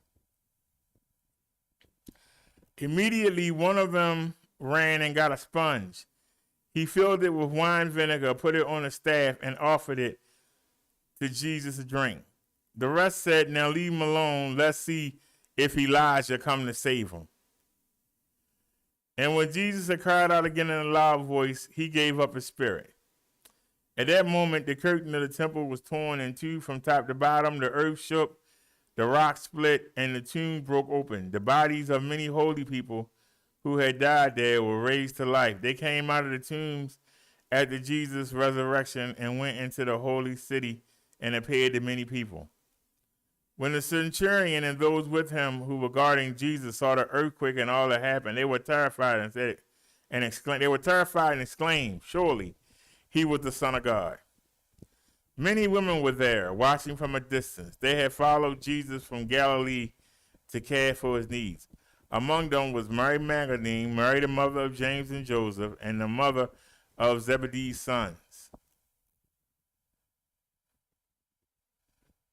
As evening approached, there came a rich man from Arimathea named Joseph, who had himself become a disciple of Jesus. Going to Pilate, he asked for Jesus' body, and Pilate ordered it be given to him. Joseph took the body and wrapped it in a clean linen cloth, and he placed it in his own new tomb that he had cut out of the rock. He rolled a big stone in front of the entrance to the tomb and went away. Mary Magdalene and the other Mary were sitting there opposite the tomb. The guard at the tomb. The next day, the one after preparation day, the chief priests and the Pharisees went to Pilate.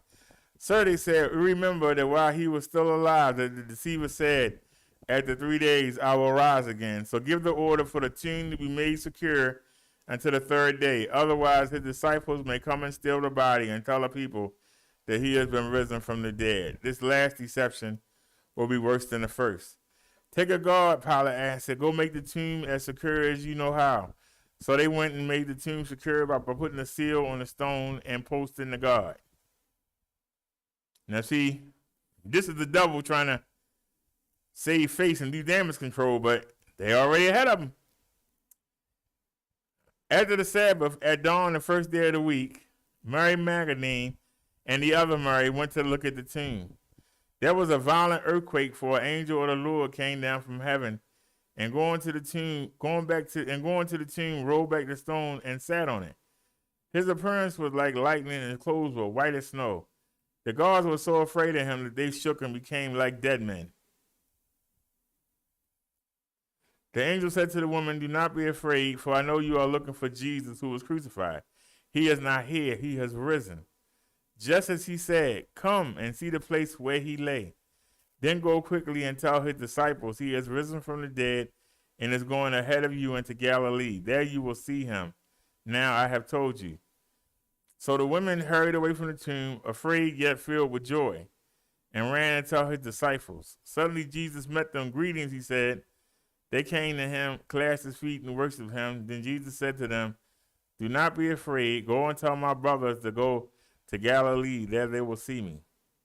While the women were on their way, some of the guards went into the city and reported to the chief priests everything that had happened. Then the chief priests had met with the elders and devised a plan. They gave the soldiers a large sum of money, telling them, "You ought to say his disciples came during the night and stole him away while we were asleep. If this report gets to the governor, we will satisfy him and keep you out of trouble." So the soldiers took the money and did as they were instructed, and this story has been widely circulated among the Jews to this very day. Then the 11 disciples went to Galilee, to the mountain where Jesus told them to go. When they saw him, they worshiped him, but some doubted. Then Jesus came to them and said, "All authority in heaven and on earth has been given to me. Therefore, go make disciples of all nations, baptizing them in the name of the Father and of the Son and of the Holy Spirit, and teaching them to obey everything I have commanded you. And surely I am with you always to the very end of the age."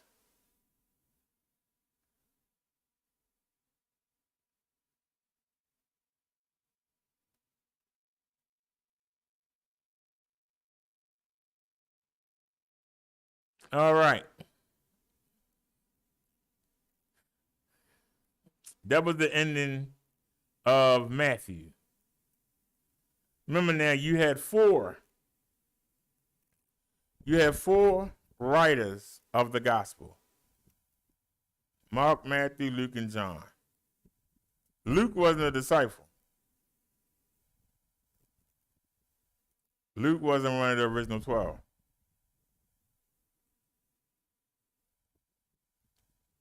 So 3 of the 12 wrote gospels. James wrote a gospel. I believe John came back and did 1, 2, and 3. Peter did a gospel. And Luke wrote Acts. Luke was a doctor. He wasn't one of the 12, though. So he wrote down what he was told. That's why it's different variations in the Gospels. Because a lot of it wasn't written directly at the time. I believe the reasons that John's is so tight and so concise is because he was young. He was a young boy. And young people can write. Remember I told you about writing that scroll? But a lot of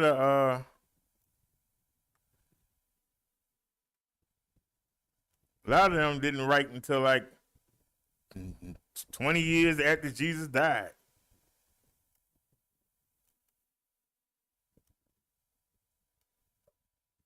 Uh-oh. I know I'm not being flagged. Why did I just spin? Nobody not flagging us. We ain't doing nothing but telling the truth. So alrighty, y'all. That was our Easter surprise. We wasn't able to do the CV numbers yesterday because it got too late. So well, I still did them, but we didn't do them the right way. So let's do it the right way here.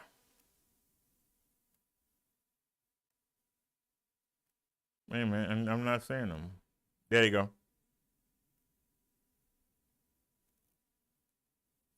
So let's do it the right way. It ain't even 4 o'clock yet.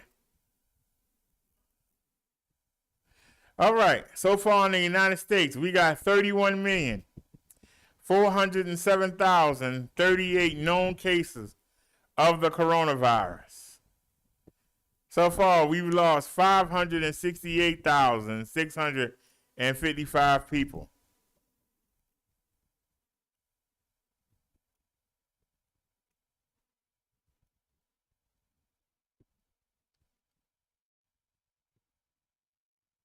No numbers for California. No numbers for Texas yet. Florida, 4,794 new cases. They lost 23 people. They got 487,000 infected. New York, New York, you're a native New Yorker. Oh, you're a native New Yorker. New cases today, we got 6,452. They lost 75 people. They got 713,000 walking around infected. Illinois, 2,449 in Chirac. New cases today. They lost 19 people. They got 69,500 infected. Georgia, Georgia on my mind. I caught the midnight train to Georgia, and I'm bringing the COVID that I caught in California. Georgia, 874 new cases reported so far today. They only lost 2. They got 310,500 still infected. Pennsylvania. 3,018 new cases. They lost 7 people. They got 81,000 infected. Ohio, no stats. New Jersey, 3,799 new cases. They lost 9 people. They got 204,026 infected. Hold on. Y'all can't see the stats. Wait a minute. I didn't realize I had the screen blocked. My bad. Where we at? New Jersey, they lost 3,799. New cases. 3,799 new cases. They lost 9 people. They got 204,000 infected. Ain't nothing finer than the mountain ranges of North Carolina. No stats. Arizona. No stats. Tennessee. Tennessee. No stats yet.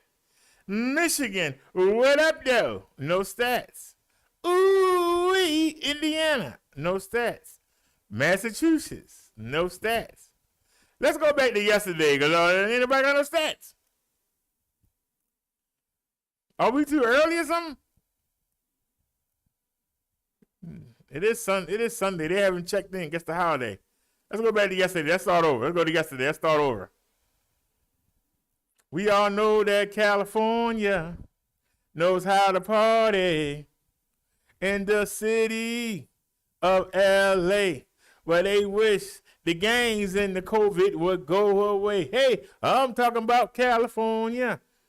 Yesterday, they had 2,849 new cases. They lost 74 people. They got 1,672,950 walking around infected. Let's two-step on down to Texas. They got 1,742 new cases. They lost 76 people. They got 98,000 infected. Florida, 6,017 new cases. They lost 64 people. They got 492,000 infected.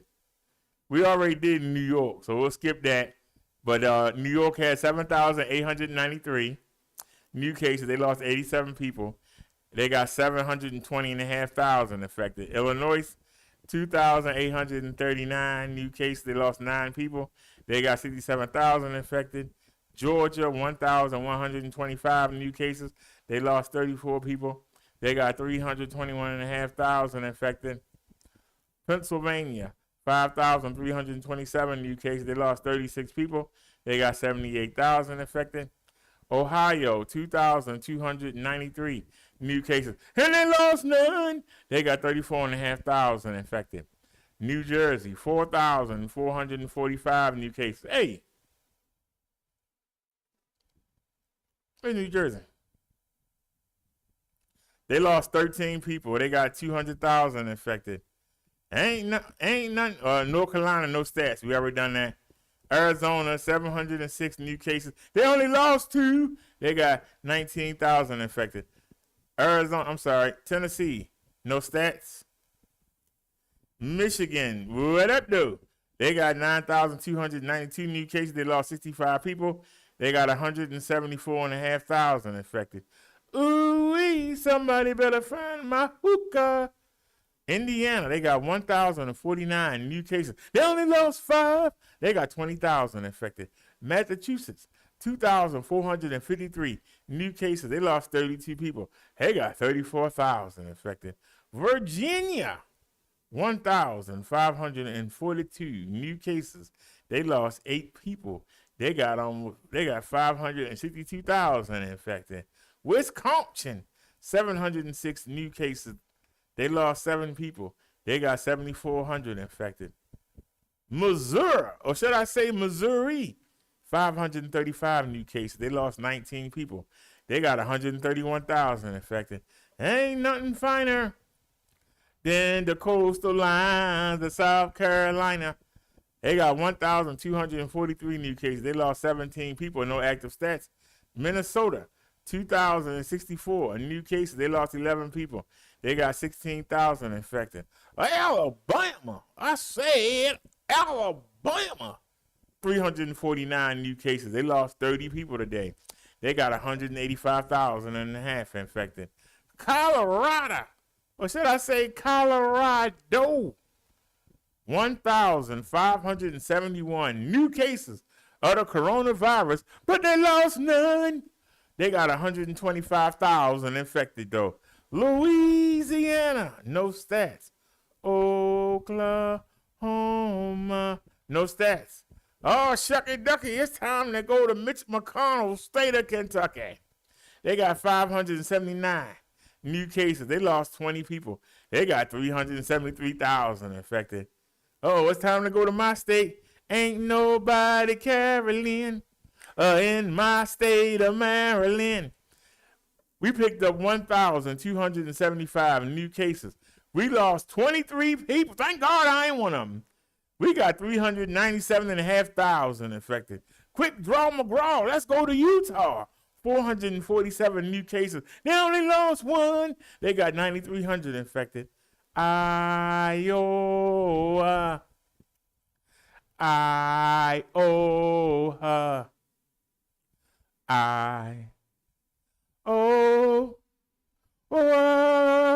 Iowa. 536 new cases. They lost 68 people. They got 41,000 still infected. Washington State, 1,021 new cases. They only lost 2. They got 1,700 infected. Almost 1,800. No stats for Connecticut. You got M-I, a crooked letter I, crooked letter I, humpback I, Mississippi, 290 new cases. They only lost 4. They got 6,000 infected. Nevada, 462 new cases. They lost 14 people. They got 17,500 infected. It's time to go to Kansas. We got to sneeze on down the road. We got to sneeze on down the road. When you got that CV, you can't carry a load. Come on, let's sneeze on down the road. Kansas, 139 new cases. They lost 27 people. They got almost 8,000 infected. Nebraska, 259 new cases, but they lost none. They got 45,500 infected. New Mexico. I said New Mexico. No stats.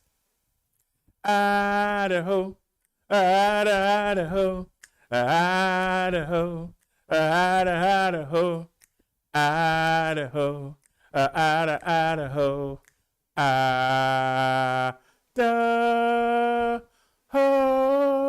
Idaho.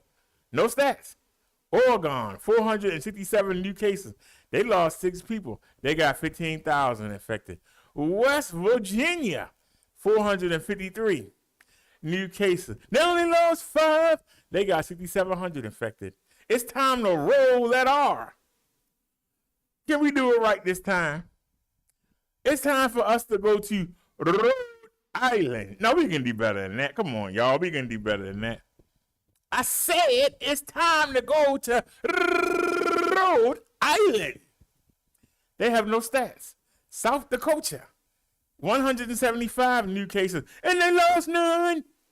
They got 2,400 people infected. It's time to go watch Tito Santana wrestle in a raggedy state of Montana. They got 184 new cases. They lost 11 people. They got 1,000 people infected there. North Dakota, 117 new cases, and they lost none. They got 1,200 infected, though. Delaware. I said Delaware. State of Delaware, 487 new cases, and they lost none. They got 7,100 infected. New Hampshire, 438 new cases. They only lost 2. They got 3,600 infected. Alaska, no stats. Wyoming. Wyoming.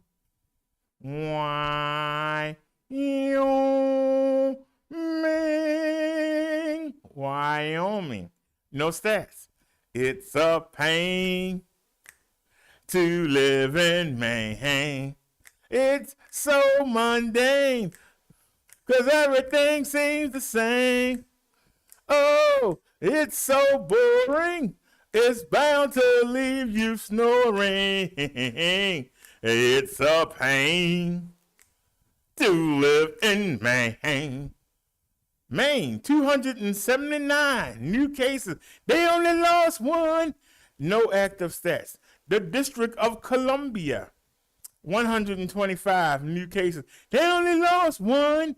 They got 12,000 people infected. It's time to go to the island of Hawaii.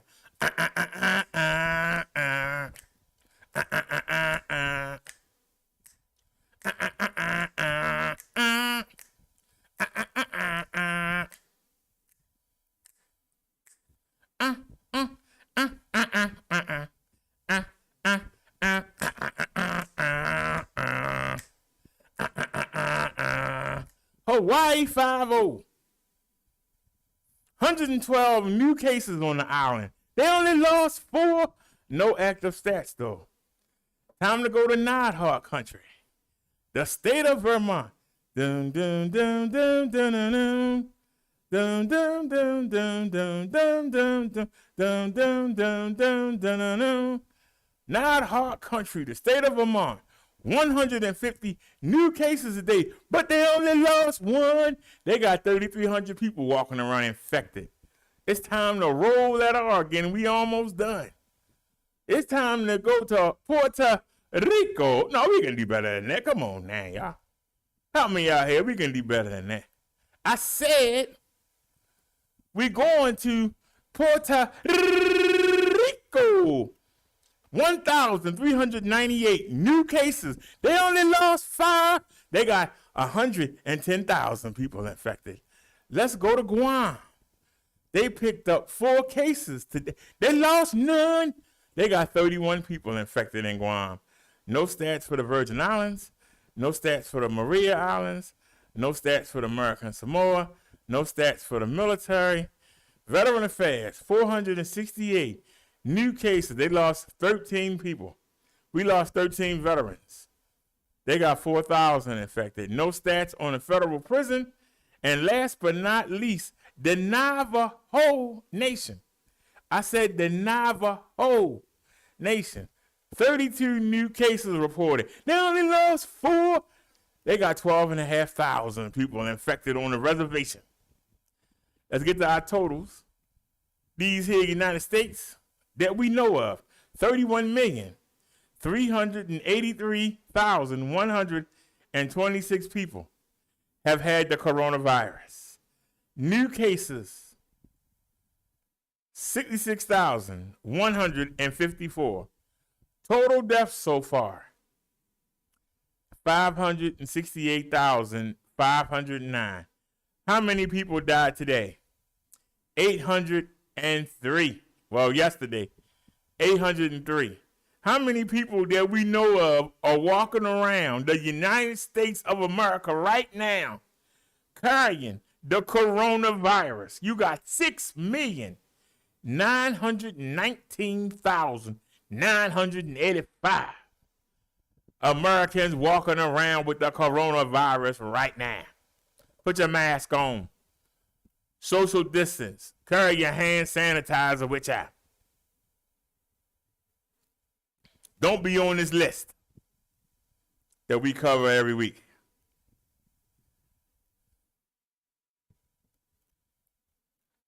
I know a lot of y'all been wondering, what was I doing yesterday and what was I doing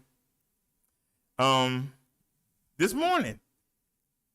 Well, yesterday I got notified that the stimulus is coming Wednesday.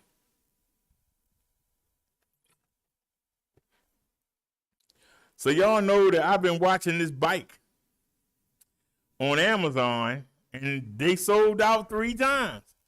And they got them back, and they still kept BSing with the stimulus. Now I'm hoping that they come back. But I'm hoping they come back, Wednesday and have some more bikes. Because it's everything I wanted for $700. Now that bike got front suspension. Well, why am I telling you when I can show you? We have the technology. I can show you what I'm talking about. You ain't got to imagine it.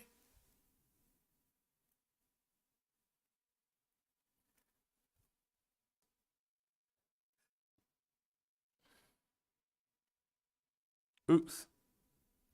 You're at the wrong place, but that's where you want to go.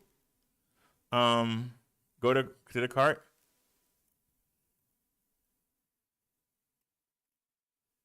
Now, this is the bike that I want.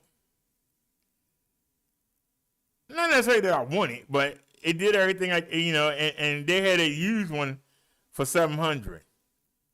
But this is the Ingui or Ingui, however it's pronounced, 500 watt, 20-inch fat tire, electric mountain bike, 7-speed gear, which I need for my pedaling, removable 48 volt, 12.5 lithium battery. Now I'm trying to keep it 500 watt, 48 volt. I want to keep it 20 inches foldable so that I could bring it up and down the steps. Because, see, I can fold it. And if it's too heavy, because it's going to happen. I don't know how long I'm going to be here. Okay? But I know that my housing is still 5 or 6 years away. So I don't know if somebody downstairs going to move or die. I don't know.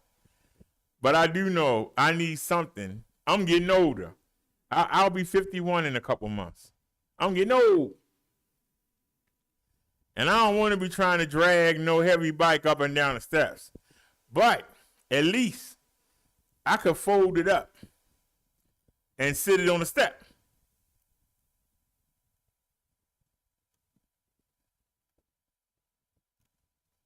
They don't have not one picture of it folded.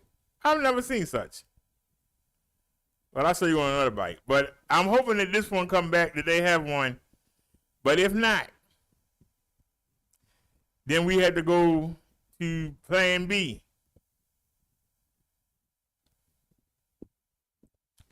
Now, this is plan B. On their website, this bike is $1,300. But on Amazon, it's the same company. It's only $849. Now, this old man is making me want this bike. But let me see if they show it folded. So nobody's showing it folded. Okay. All right. There's a little video here. This man made me want this bike. This old man. Hope we're going to get flagged for this.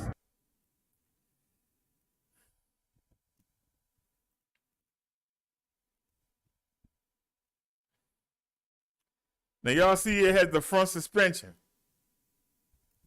It got the big fat tires. Pass Electric PX5 electric bike is almost 100% just like the other name brands that are out there. And what I mean by that is all the same components. They may change a couple little things like a brake manufacturer or a pedal manufacturer, but majority of these bikes are all the same. And I'm coming from Electric XP and Yami. In regards to the PX5, this is a 500 watt, 48 volt lithium-ion battery bike. It is hub drive, not mid-drive, but mid-drives aren't really mainstream to the point where they're affordable. This bike, unlike Electric XP, has a 4 LED headlight and a fully functioning brake light. And what I mean by that is, on Electric XP, the light turns on, but it doesn't show you're braking when you brake. So why do I like this bike over the others? Well, it's cheaper. You're not paying shipping.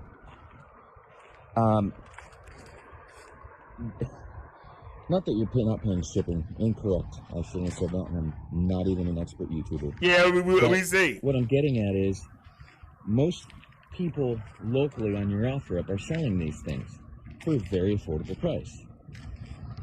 But what I want to get at is, I ride my Pass Select bike 15 miles a day around this lake.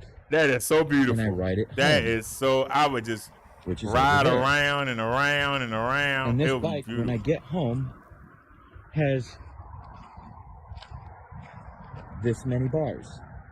I've done 12 miles so far and I'm not home yet. So by the time I get home, I'll be 15, 16, depending if I take the long way. Sometimes I take the long way just to get an extra workout in. But like all the other bikes, this bike has the pedal assistance 1 through 5, meaning the bike will help you out a little bit in setting 1, which is PAS1, all the way up to 5. The other great thing about this bike, it has throttle. And if you want to be a cruiser and not have to do any work, you can go 100% throttle. Now, they're claiming you can go 100% throttle for about 30 to 50 miles. Probably. I don't know. I like to get a quick workout in. I personally like to leave it on 1. I find that to be more than sufficient on assistance. But you can go 5, you can go 4, and it's just a little slower. This bike will do 28 miles an hour. It has disc brakes that are mechanical. And I did some minor little upgrades like a Cloud 9 seat, which is standard for people that, you know, like to ride their bikes on a cruiser. And then I got these wheel up carbon fiber centerpiece 3-bearing sealed pedals on Amazon for $23. I have to say, I've built myself an excellent contender for well under $900. The battery is in the center tube, like many of the other bikes. Well, it ain't well under. The charging port is on the side, like many of the other bikes. The great thing about this bike over Electric XP is it has suspension fork already on it. Not only that, the bike folds. So I can fold this bike in half and easily transport it in my SUV or The car. electric fold too. I haven't had the need because I have a bike rack. Just for the record. I myself have 2 of these bikes. I plan on buying 2 more for the family so they can all ride with us. But I've had this bike for about 2 months. I'm sorry, not this one. My wife's 2 months. And I just had to get myself one. So this one's brand new. And it shows 12 miles. But I gotta say, of all the bikes I've been messing with, I like this one because it allows me to, you know, quickly go out and ride without stressing. I got my more expensive bikes, my mountain bikes, like maybe a Saunders or the Trek. But what I got from that is 1800. I like to just kind of hop on and not have to be in a full orchestrated event. You can do that with those other bikes, but I'm usually doing different types of riding. I will say this. In the 3 months that I've been riding now, when I first started, I was 310 pounds. Let's call it 4 months. I weighed myself yesterday and I'm 252. Now, I ride this place in the morning. That's what I'm gonna start and in doing. the evening when before dinner. And I keep it on pedal assist 1. And I gotta tell you, with an honest, straight face, I'm in the best health that I've ever been. And these electric bikes have allowed me to achieve that. They're cool. They have the CST BFT tires, which are 20x4s. They have plastic fenders, which I prefer over Electric XP metal ones. And the only reason why I prefer these over the metal ones is the metal ones scratch in transport. They bend in transport. These ones, you can, you know, kick them and do whatever. And it's nice. They go right back. So would I definitely recommend this Pasolite bike to people that just want to go out and have fun? 110%. Thanks, guys. I wanted to do a quick ride video of the Pasolite bike and show people that with nominal pedaling, I can actually ride this bike comfortably at a 13 to 15 mile per hour pace in 7th gear. 7th gear. I'm gonna let this person walk through us, past us before. Continue. Morning. Once again, Lake Paris, California. Look at that lake. That is beautiful. That's California? Beautiful. A lot of fishing going on early morning. So we're going to kick it up a notch. Number 2, pedal assist 2 definitely wants me to pedal faster. Number 3 will take me up to the 20-mile-an-hour range. Well, you still got 4 or 5. I can stop pedaling, go throttle in number 3, and it limits me to 13 miles an hour. Let's switch it to 2. Let it slow down here for a second. hit the brakes. Okay, full throttle, 0 pedal. It's gonna take me to about 16 miles an hour. Same with number 1. Number 1 will take me to 14. We're gonna slow down here. Go 100% throttle. Okay, so yeah, 14 miles an hour. Now you really want to be a speed demon, switch it to 5, not gonna pedal.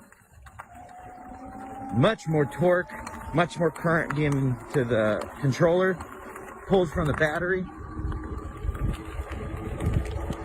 We're going on a slight uphill grade.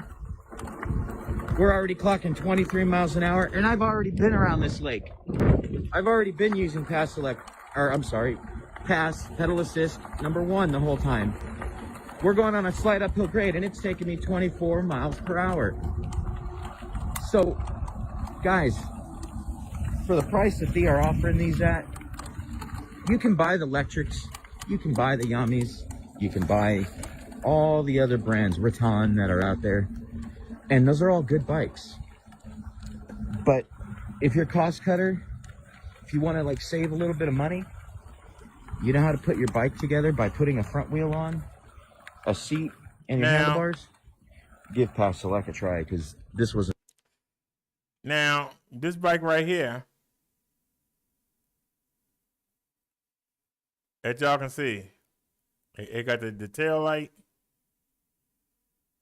It folds right here in the center, and also the thing fold down, and you close it up, and I can carry it up the steps, 1 step at a time, if I'm tired and don't feel like throwing it over my shoulder and trying to take it up the steps.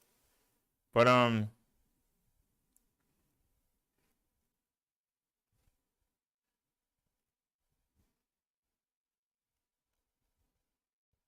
I like this. Does it show the display? And it comes with rear rack and fenders, which is what I be paying for. And it got the big display right there, like you saw with his display. That's to change the gears. I'm going to try 7.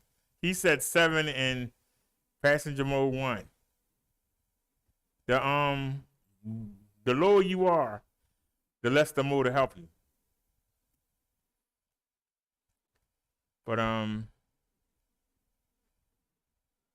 now this is $849 with tax. It's gonna be right around $901, $902. If they said they got them in stock, so hopefully they'll still have one Wednesday. Now that's my second choice. Now the cheap side of me. I said the cheap side of me. The cheap side of me wants.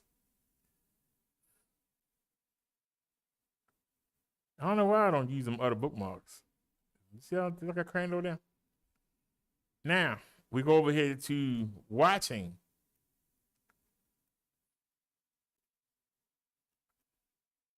I said watching. Hello. Now, we go over here to watching.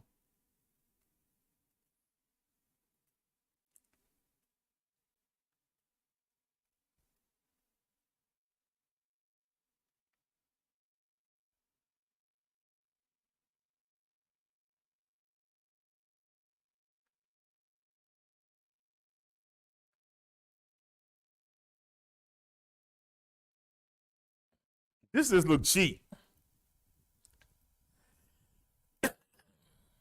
This just look cheap. This look like an imitation ant chair.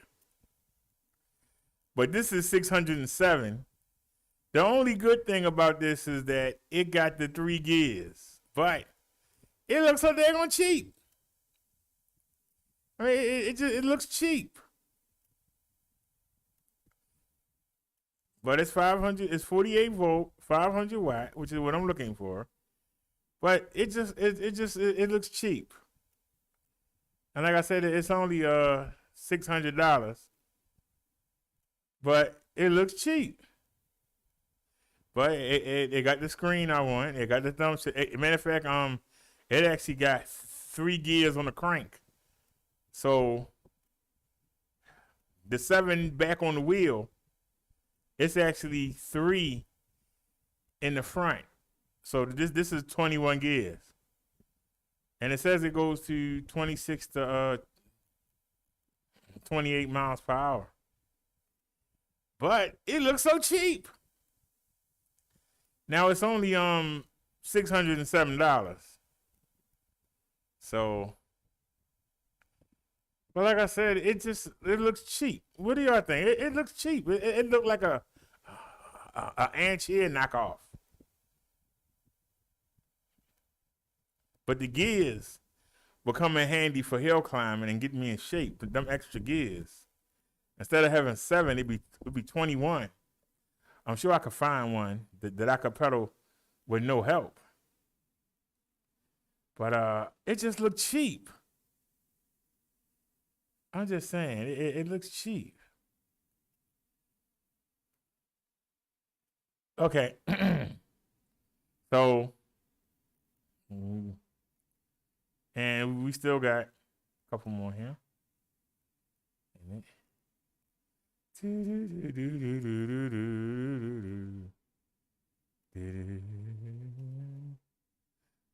That's only 350 watt. Boo. Now, these two actually, that's only a 36 volt. Where is it? Okay. This is the name brand. It has no shocks. It has no shocks, and the screen doesn't even show the screen. It doesn't even show the screen. But I can show you a video. But this is $769.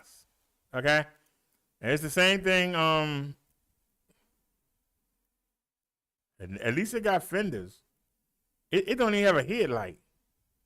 But I got lights of my own. But this is $769. So this is almost $100 cheaper than the bike we saw the video on.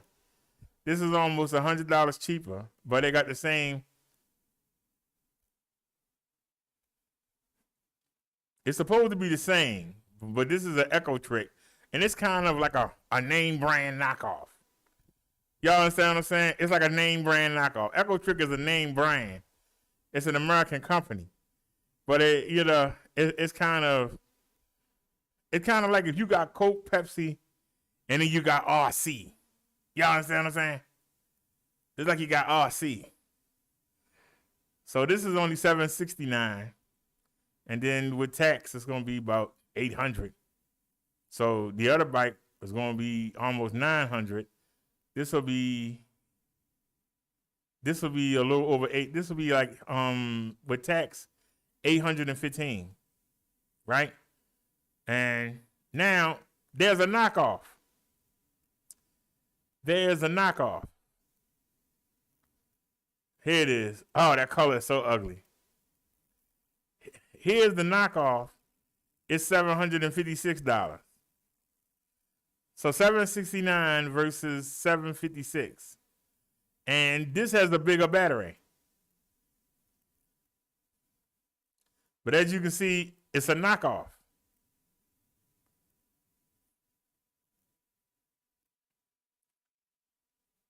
It's called G+. But, it's a knockoff.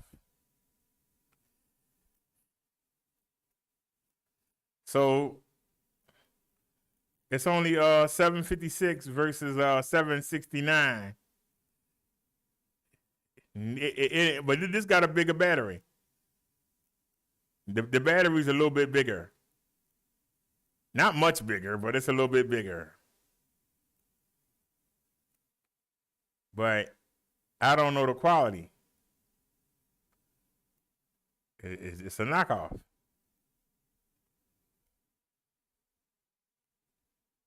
So, what do y'all think? Give me your honest opinion. What do y'all think? Anybody want to give me an opinion? Anybody?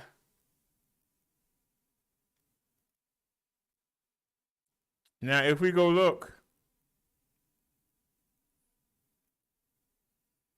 all right, this is Green Motion e-bikes. So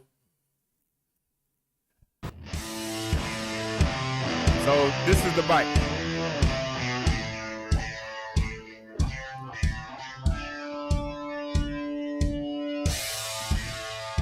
Remember the red one in that one, the red one is a knockoff. All right, guys, welcome back to Green Motion. So we have a brand new fat tire BMX style bike we're gonna be taking a look at today. But what's unique about this fat tire bike is I got it right here in my trunk. Woo, hell yeah. All right, guys, so I'm gonna be pulling this out, putting it back together so you guys can see how easy it is to snap it together, and then we're gonna take it out for a little cruise. It is the new Eco Trick 20-inch folding fat tire bike right after this.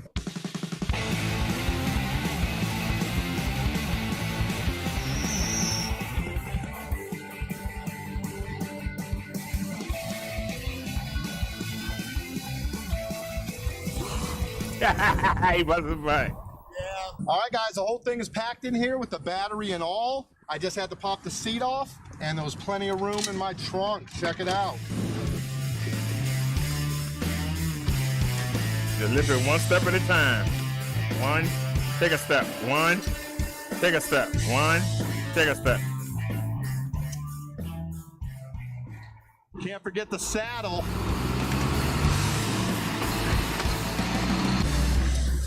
There you go, guys. Complete bike in under a minute.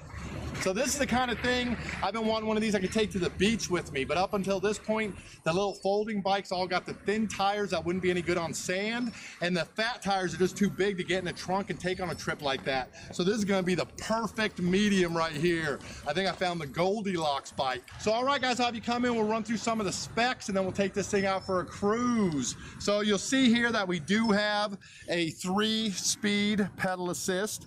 That is also going to determine high, medium, low for your throttle. You've got your battery charge, and you also have a walking speed, 6 kilometer, in case you need to walk the bike sometime. All right, so this is sporting 20-inch fat tires. Those are the standard BMX style size. You also have a 350-watt, 36-volt, 11 amp hour rear hub motor here. You also have the built-in fenders.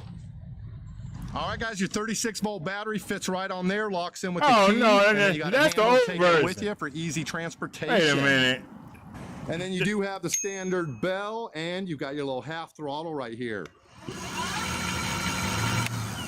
Hold on a second. Wait a minute, he's showing the old version.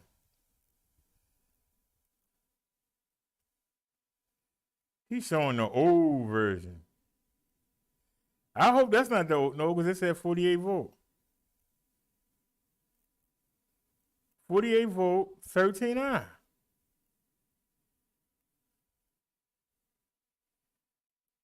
He say this 850. I can't find it. If I could find it, I would get it.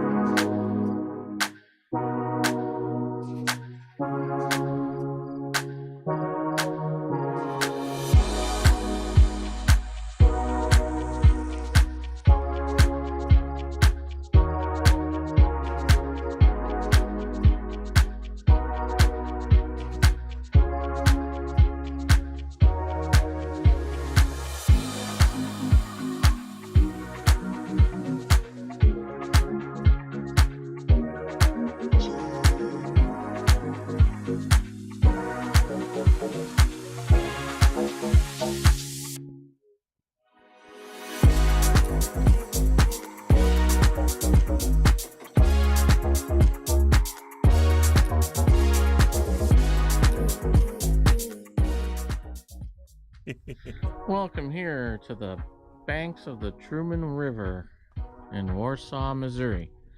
Over there you can see the Truman Dam, and here's Truman Lake. So I brought everybody here for a review of the Eco Trick 48 volt, so as not to be confused with last year's model. Last year's model. A few less features and less range and different electronics. Again, here we go. Here is the Eco Trick 48 volt 13 amp hour electric bike with 20-inch wheels. This is an update to the 36 volt one that was out a few months back, I believe.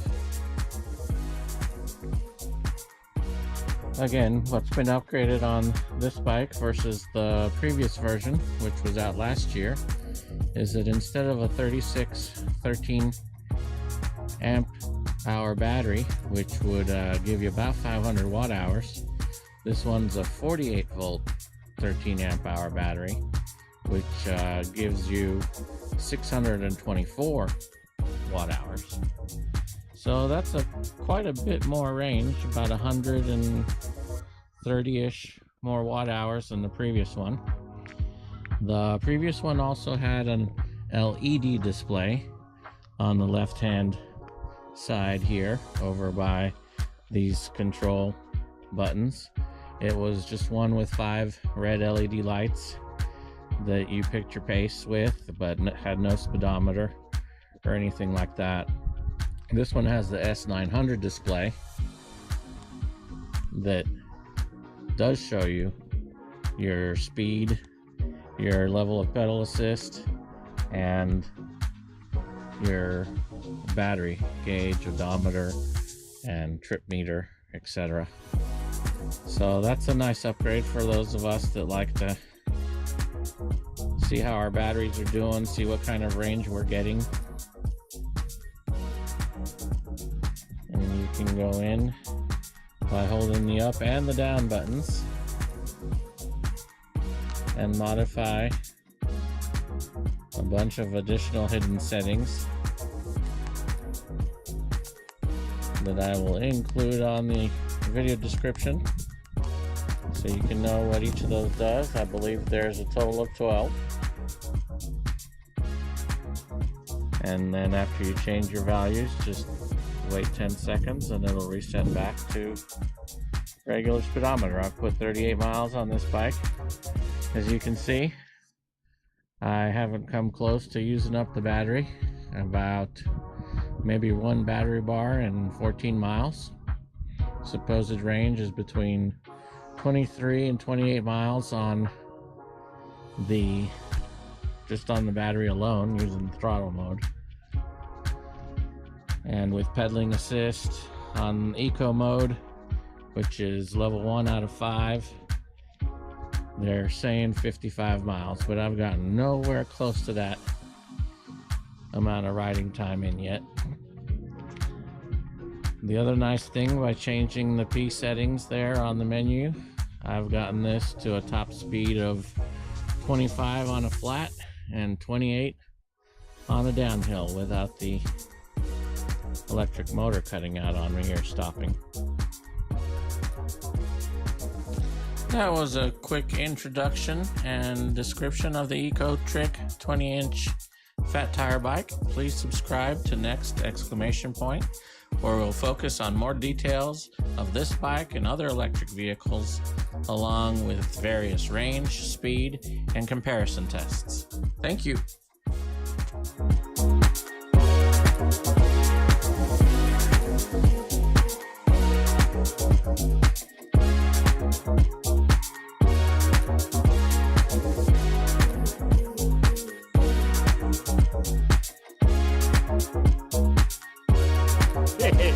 I like that beat.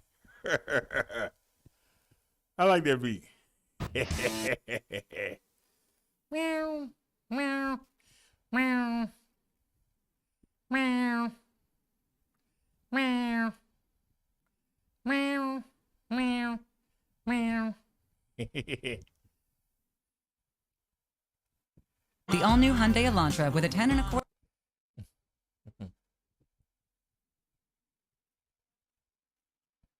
Story, police are investigating a deadly shootout in the Bronx. 3 officers say they heard gunfire in the concourse section last night, then witnessed a man being shot at by 2 suspects. That man later died of his injuries. The officers returned fire, striking one of the suspects. An innocent bystander who was walking in the area was also hit. Officers immediately rendered aid to that victim, including the application of a tourniquet and a quick clot to the wound. The bystander is expected to be okay. Both suspects have been arrested, including the injured suspect who is being treated at Lincoln Hospital. 2 guns were recovered at the scene. The officers were not hurt.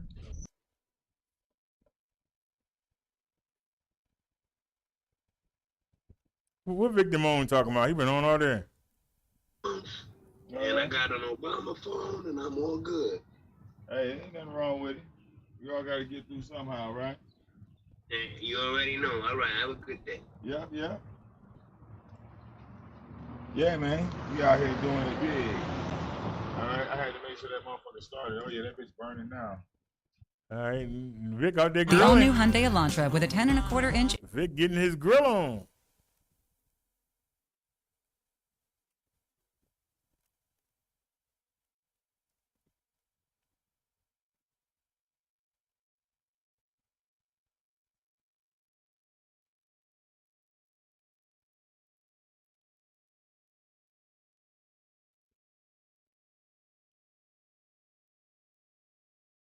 Whoa! Oh, that's 2 months ago.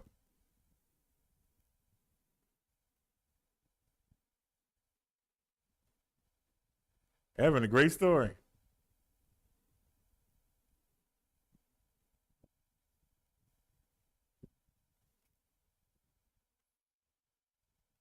Breaking news, 3 hours ago, breaking This news. video of a suspect wanted by the NYPD in connection to the assault of a man in Manhattan. Bam. Police say the guy in the red jacket punched this 73-year-old victim right in the chest in this unprovoked attack. It knocked him to the ground yesterday morning. It happened on West 47th Street in Hell's Kitchen.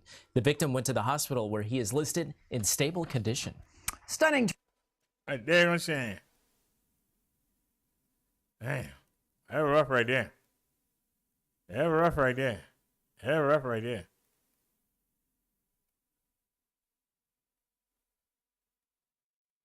Uh-oh. Oh, I plead the thing. I can't do that.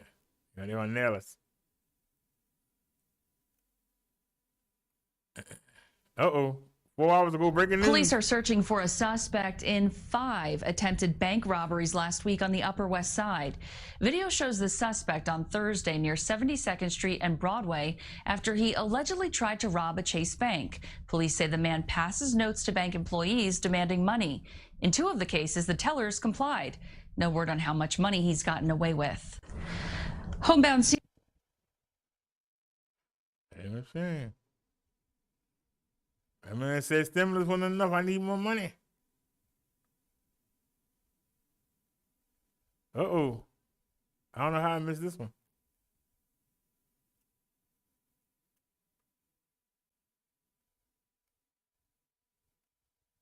Big Pharma doesn't want you to know about this detox technique.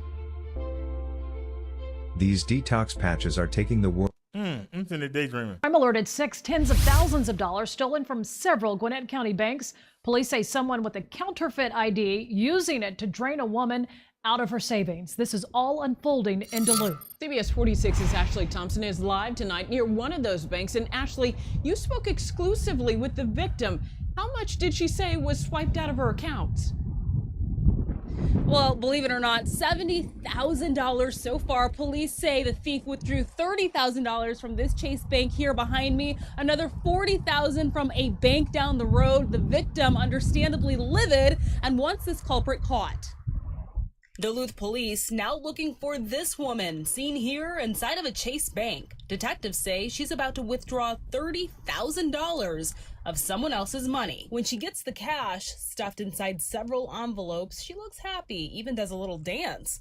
Someone not as thrilled, Mimi Moss, whose bank account has just been drained. It made me so sick. She looks like any woman, any of our neighbors. She kind of looks like me, like long brown hair.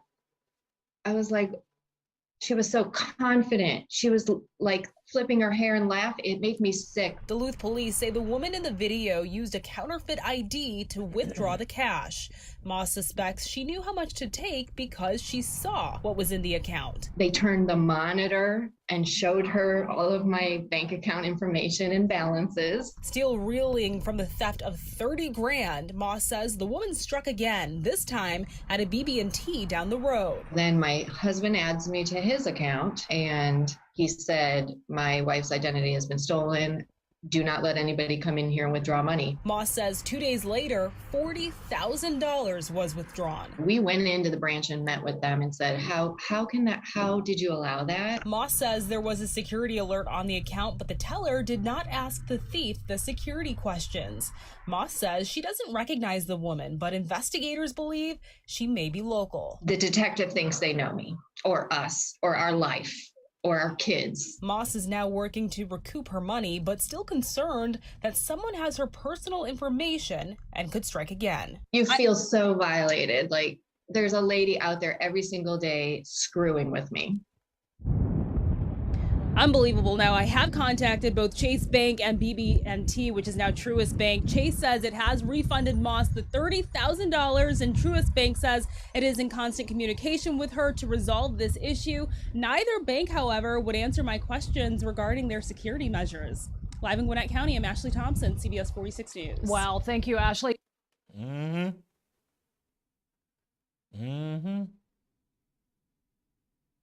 Uh-oh.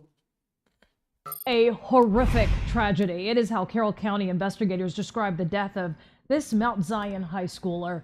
Tonight, a friend is charged in the shooting of Candace Curzon. The sheriff's office explained this today, and it was all an accident. CBS 46's Sierra Cummings. She's live in Carroll County tonight. And Sierra, both sides are really stressing the need for security and gun safety.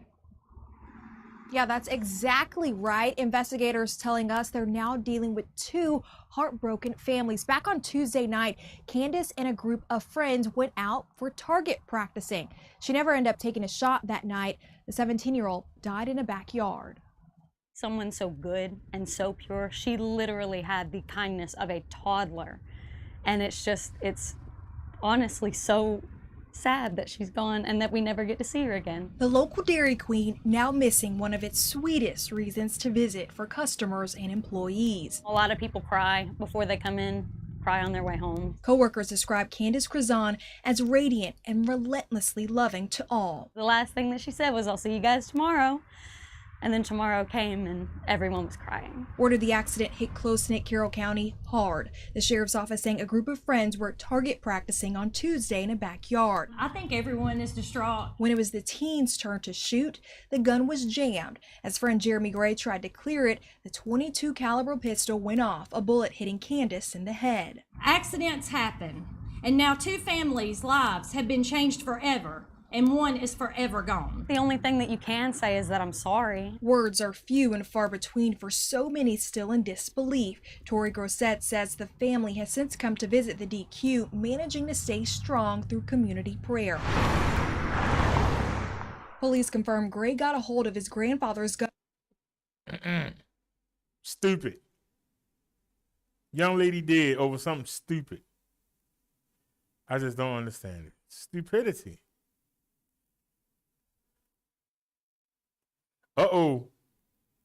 And police are looking for two men wanted for committing a series of robberies of e-bike riders from a motorcycle. Investigators say the suspects stopped the cyclists, threatened them with a knife or gun, and then steal the e-bikes. That's their MO. There have been 6 reported incidents on the Upper East Side and East Harlem since February. Victims were punched and kicked during the robberies, but so far, no one has been seriously injured. All they got is a gun? Yeah, you need more than that. I mean, all they got is a knife. Now, you need a gun for me. It's going to be on like Shamala Kwan. It's going to be on like Shamala Kwan. Especially after I had to wait a whole year to get my dad on stimulus to get this bike. And then I'm going to hand it over? No, it's going to be on. They got a knife. So what? Good evening. I'm Jessica Moore. Thanks for being with us tonight. We begin with that developing story out of the Bronx. Right now, the NYPD is at the scene of a gun battle where a bystander was hit and a suspect killed. CBS 2's Corey James joins us live from the concourse section with the very latest. Corey. Yeah, Jessica, another sad shooting is what we're hearing from neighbors about what happened tonight. This all took place around 6:30 this evening, nearly 5 hours ago. And as you can see, police are still out here investigating. But according to authorities, they say that officers were in the area near College Avenue in Findlay when they heard shots. And that's about a block away. And I want to show you this video, giving you a better look at the scene this evening. You can see just how dangerous the shooting was, with markers covering shell casings that were found on the ground from the shooting. According to police, when they went toward the gunfire, investigators say the officers saw two men, each armed with a gun, shooting a man who was running towards them. NYPD tells us that's when the officers started firing back at the gunman, who dropped their guns and then took off running down the street. This all happening while an innocent bystander was walking in the area and got hit during that crossfire. Officers immediately rendered aid to that victim, including the application of a tourniquet and a quick clot to the wound. I'm tired of hearing his mouth, man. We seeing him way too much. And police are looking. You doing a terrible job, sir. You doing a terrible job in New York City. We seeing you too much. We are seeing you way too much. I'm sorry, I gotta see this. Now to a story you'll see only here on Local 12. A Pike County Sheriff's deputy caught on camera beating a man who was restrained in a chair. That deputy has since resigned, and his supervisor is suspended and demoted. But the punishment may not end there. The FBI is being asked to take a look at the case, and Brad Underwood is here now after showing that video to a defense attorney. And Brad, he says that charges must be filed. No question. Jay Clark taking a look at this video for us. He says it clearly shows civil rights violations and felony assault. He says both deputies need to be fired. It was on fan. And not given that favorable suspension he calls and an accepted resignation. And for whatever reason, the video that was released by the Pike County Sheriff's Office is missing a 20-minute section. That's why. The surveillance video shows Pike County Deputy Jeremy Mooney pepper spray Thomas Friend at point-blank range. Friend is restrained in a chair and tries to move away and falls over. Minutes later, Mooney punches Friend 3 times, then 3 more, and later 5 times. In total, 11 blows to the face. There's absolutely nothing there to justify the use of force. Nothing. We showed the video to defense attorney Jay Clark. He says the assault is clear, unprovoked, and charges should be filed. You're not allowed to do that. I didn't mean to say all nothing over that, didn't it? Hee hee. Hee hee.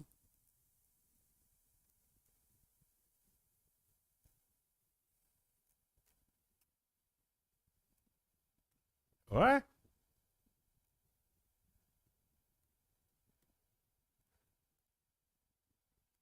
Men, this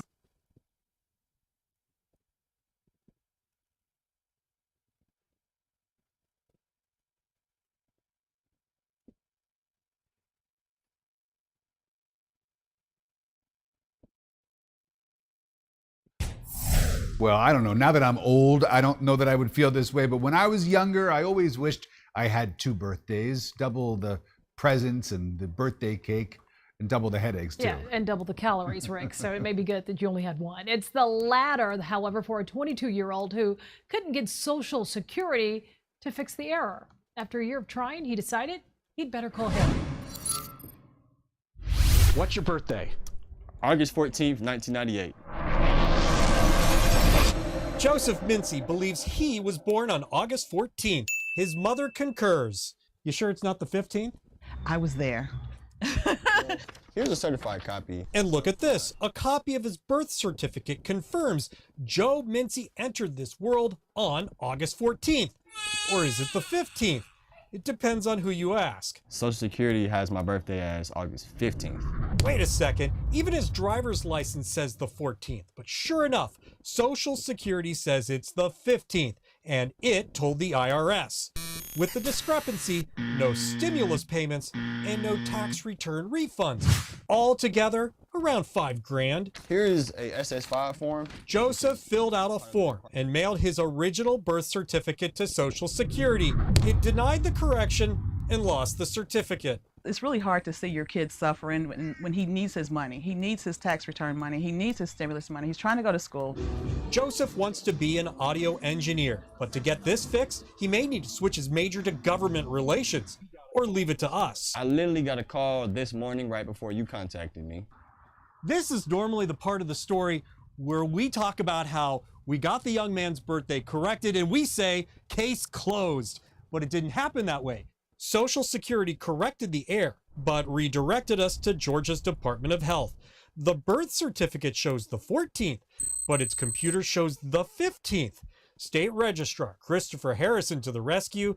He found and fixed the glitch. So as of today, you only have one birthday.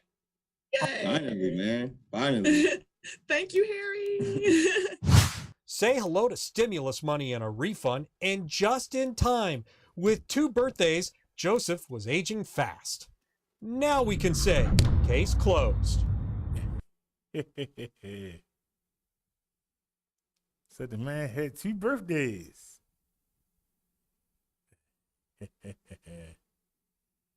Oh, no.